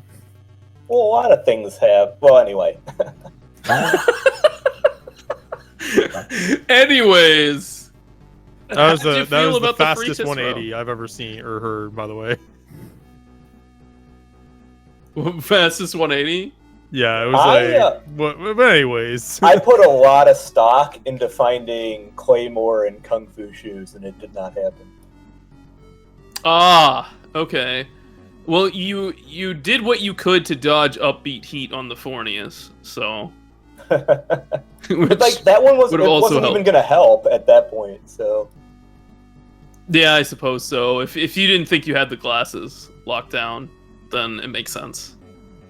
But if you wanted the Claymore and the short sword, then that would have given you a bingo as well on row 3. But right. I mean, this was we were talking with Ace about it. This was definitely like an item-heavy, item-centric kind of card. So, like, how did that play into your strategy? So for me, it was just press forward, clear as much of the game as possible, and then see where things land, and go from there. Well, you sure cleared it all. Yeah, You I sure couldn't did. even think of another chest, with the exception there's one by Gremory. I'm sure I missed something else. There was basically just the dimension shift lock chests for the most part. I think that's about it, honestly. But you guys kind of crossed each other's paths. Like, you came in from the left through Upper Cathedral. Ace went right through Garden and Tower. You guys kind of converged in Library. So it was like a pretty even game. And Ace just dodged Jeebles, and you got Jeebles, and there's a lot of back and forth there. But I think Ace figured out the puzzle of the crafting just a bit faster. Yeah, I kind of wrote off the armors as not doable for a long time, and then there weren't any other options, so I had to investigate it. Because I wasn't sure if I'd ever get Lethargy also. Yeah. That was another one that we saw, but no one got for a while. I was worried about that because I figured when I ended up getting it, like getting the option to get it from, I don't remember what it was that gave me the thing to craft it. I was like, there's no way the BadmoonZ got this as late as me, so that's annoying that I have to. Yeah, he's just got this on path somewhere, and like I don't know, I fell behind to that. Not that it's a big deal; it's just one tile, but. Luckily, like late in the game, that was like such an easy tile to do once it was crafted. He kind of was, yeah. Like I just did it en route to whatever else I was doing at the time. See, I like didn't have a route at the time because I didn't know where to go for like the last couple tiles. So I was like, I'll just do this first and just get 10 enemies. I have to admit, I did not know where Ariad Bar came from, and in fact, for the longest time, I thought it was Ayamar. So I thought I almost clicked the tile like I don't know, an hour into the race. That is actually was what I went on and had to look it up too because I got the shovel armor drop. So I was like, well, I'll farm this for a shovel. Use the Ariad Bar, and I'll just have to look it up. I think I was a little gonna stubborn be, on not looking it up. I thought it was with the platinum and the Hellhound right next to the Inferno Mort, whatever Flame Mort had platinum, and I was like, is it just really right here? But he just kept dropping platinum over and over and over again. I was like, all right, well, this isn't working. Let me look it up and make sure I'm on the right track. And it was a different platinum dropping enemy. But yeah, the Kung Fu shoes with the dagger and Claymore, like, it was all part of my plan to, like, that would be one of the 4 daggers, and that would be one of the great swords. Like, it just didn't happen. Yeah, there was a lot of interesting synergy like that, where, you know, you want to get the spiral sword, the Burdish anyway, so it's like, okay, well, I'll get great swords on the same line. It's like, okay, I want to get a Claymore and a knife. for the dagger objectives, and I think you guys kind of generally played the seed right, like and went up before you went down, just because like the game gave you invert, so it was kind of easier, and Tisro, so you could just farm everything so easily, but you couldn't farm Tisro, which was weird. Oh, I had that mistake going up though too early. It was, I think the commit to 8-bit got you in a lot of trouble there. We were kind of surprised that you did. In my head, did that. like, it wasn't going to be as difficult. And then I think I died on the boss when it had 150 health left. There was not much left. Yeah. I didn't realize that I was one hit. I had like 10 food in my inventory still. Oh no. I was worried about the chain damage on Bloodless. I almost died a couple places. That one would have been a little bit less my fault. I forget what else got me down to like 17 something. At one point I was at 17 health after taking a hit, and I was like, this is a little too close for comfort. But luckily I didn't take any deaths. Yeah, good for you. Yeah, you took the chain damage on Gremory there towards the end. BadmoonZ, that was rough. Oh yeah. Yeah, I actually decided to just wipe at one point. Oh. Okay. Sometimes it's just not worth, because you're Like, consuming at so much best- food. Yeah, like at best it was going to get me upbeat heat, which still wasn't going to get me a bingo. At that point, the shard didn't matter. Well, I hope you guys had a lot of fun. Yeah, this was Either great. way. It definitely was fun. I'm looking forward to watching it back too and seeing how it played out in the For commentary. sure. Yeah, I mean, it was a lot. It was hard to keep up with, I'm not gonna lie, Sure. but you know, this is a kind of the first time we're doing a tournament like this, so it's gonna take some getting used to, because there were a lot of crafting menus and items to be watching between the two of you, and the routes played out similarly for the most part, other than Ace dodging Jeebles as much as he could. But I had fun. I think Solsky was resident sleeping. At the end, I definitely was starting to get tired. I was looking at like the same menu again and again. What do I have? Oh yeah. By the way, it's Resident Sleeper is Solsky's favorite emote. That's why I keep bringing it up. But anyways, definitely go sign up for the tournament. It's coming up soon. If you want more information about the randomizer, about the bingo, you know, BadmoonZ is actually the developer of this randomizer that we're playing. I mean, obviously the developers of the game put together a randomizer, but BadmoonZ has enhanced it in a way that makes it completable most of the time, and kind of goes with the bingo, which helps a lot. You know, allows us to have the accelerator at the beginning, allows us to have a weapon, allows us to do these tournament things that we need to do to make the game more playable. So, you know, jump on the Discord, ask us some questions. There's some good documentation around what the tournament's going to be all about. Ask any questions you like about that. And ask about the bingo if you like. Just jump onto bingosync.com and create a card. You just look for Bloodstained, and it rolls up a random seed for you, and you can start playing. You can go to the BadmoonZ Enhanced Randomizer GitHub and download the randomizer there, and you know, roll your seeds and start playing right away. It's pretty simple, and there's good detail out there. And if you have any questions, there's a good community to help get you plugged in. So come hang out with us and play, and also win a lot of money. That's what I plan on doing. There it is. And with that, thanks for watching, everyone. Have a wonderful night.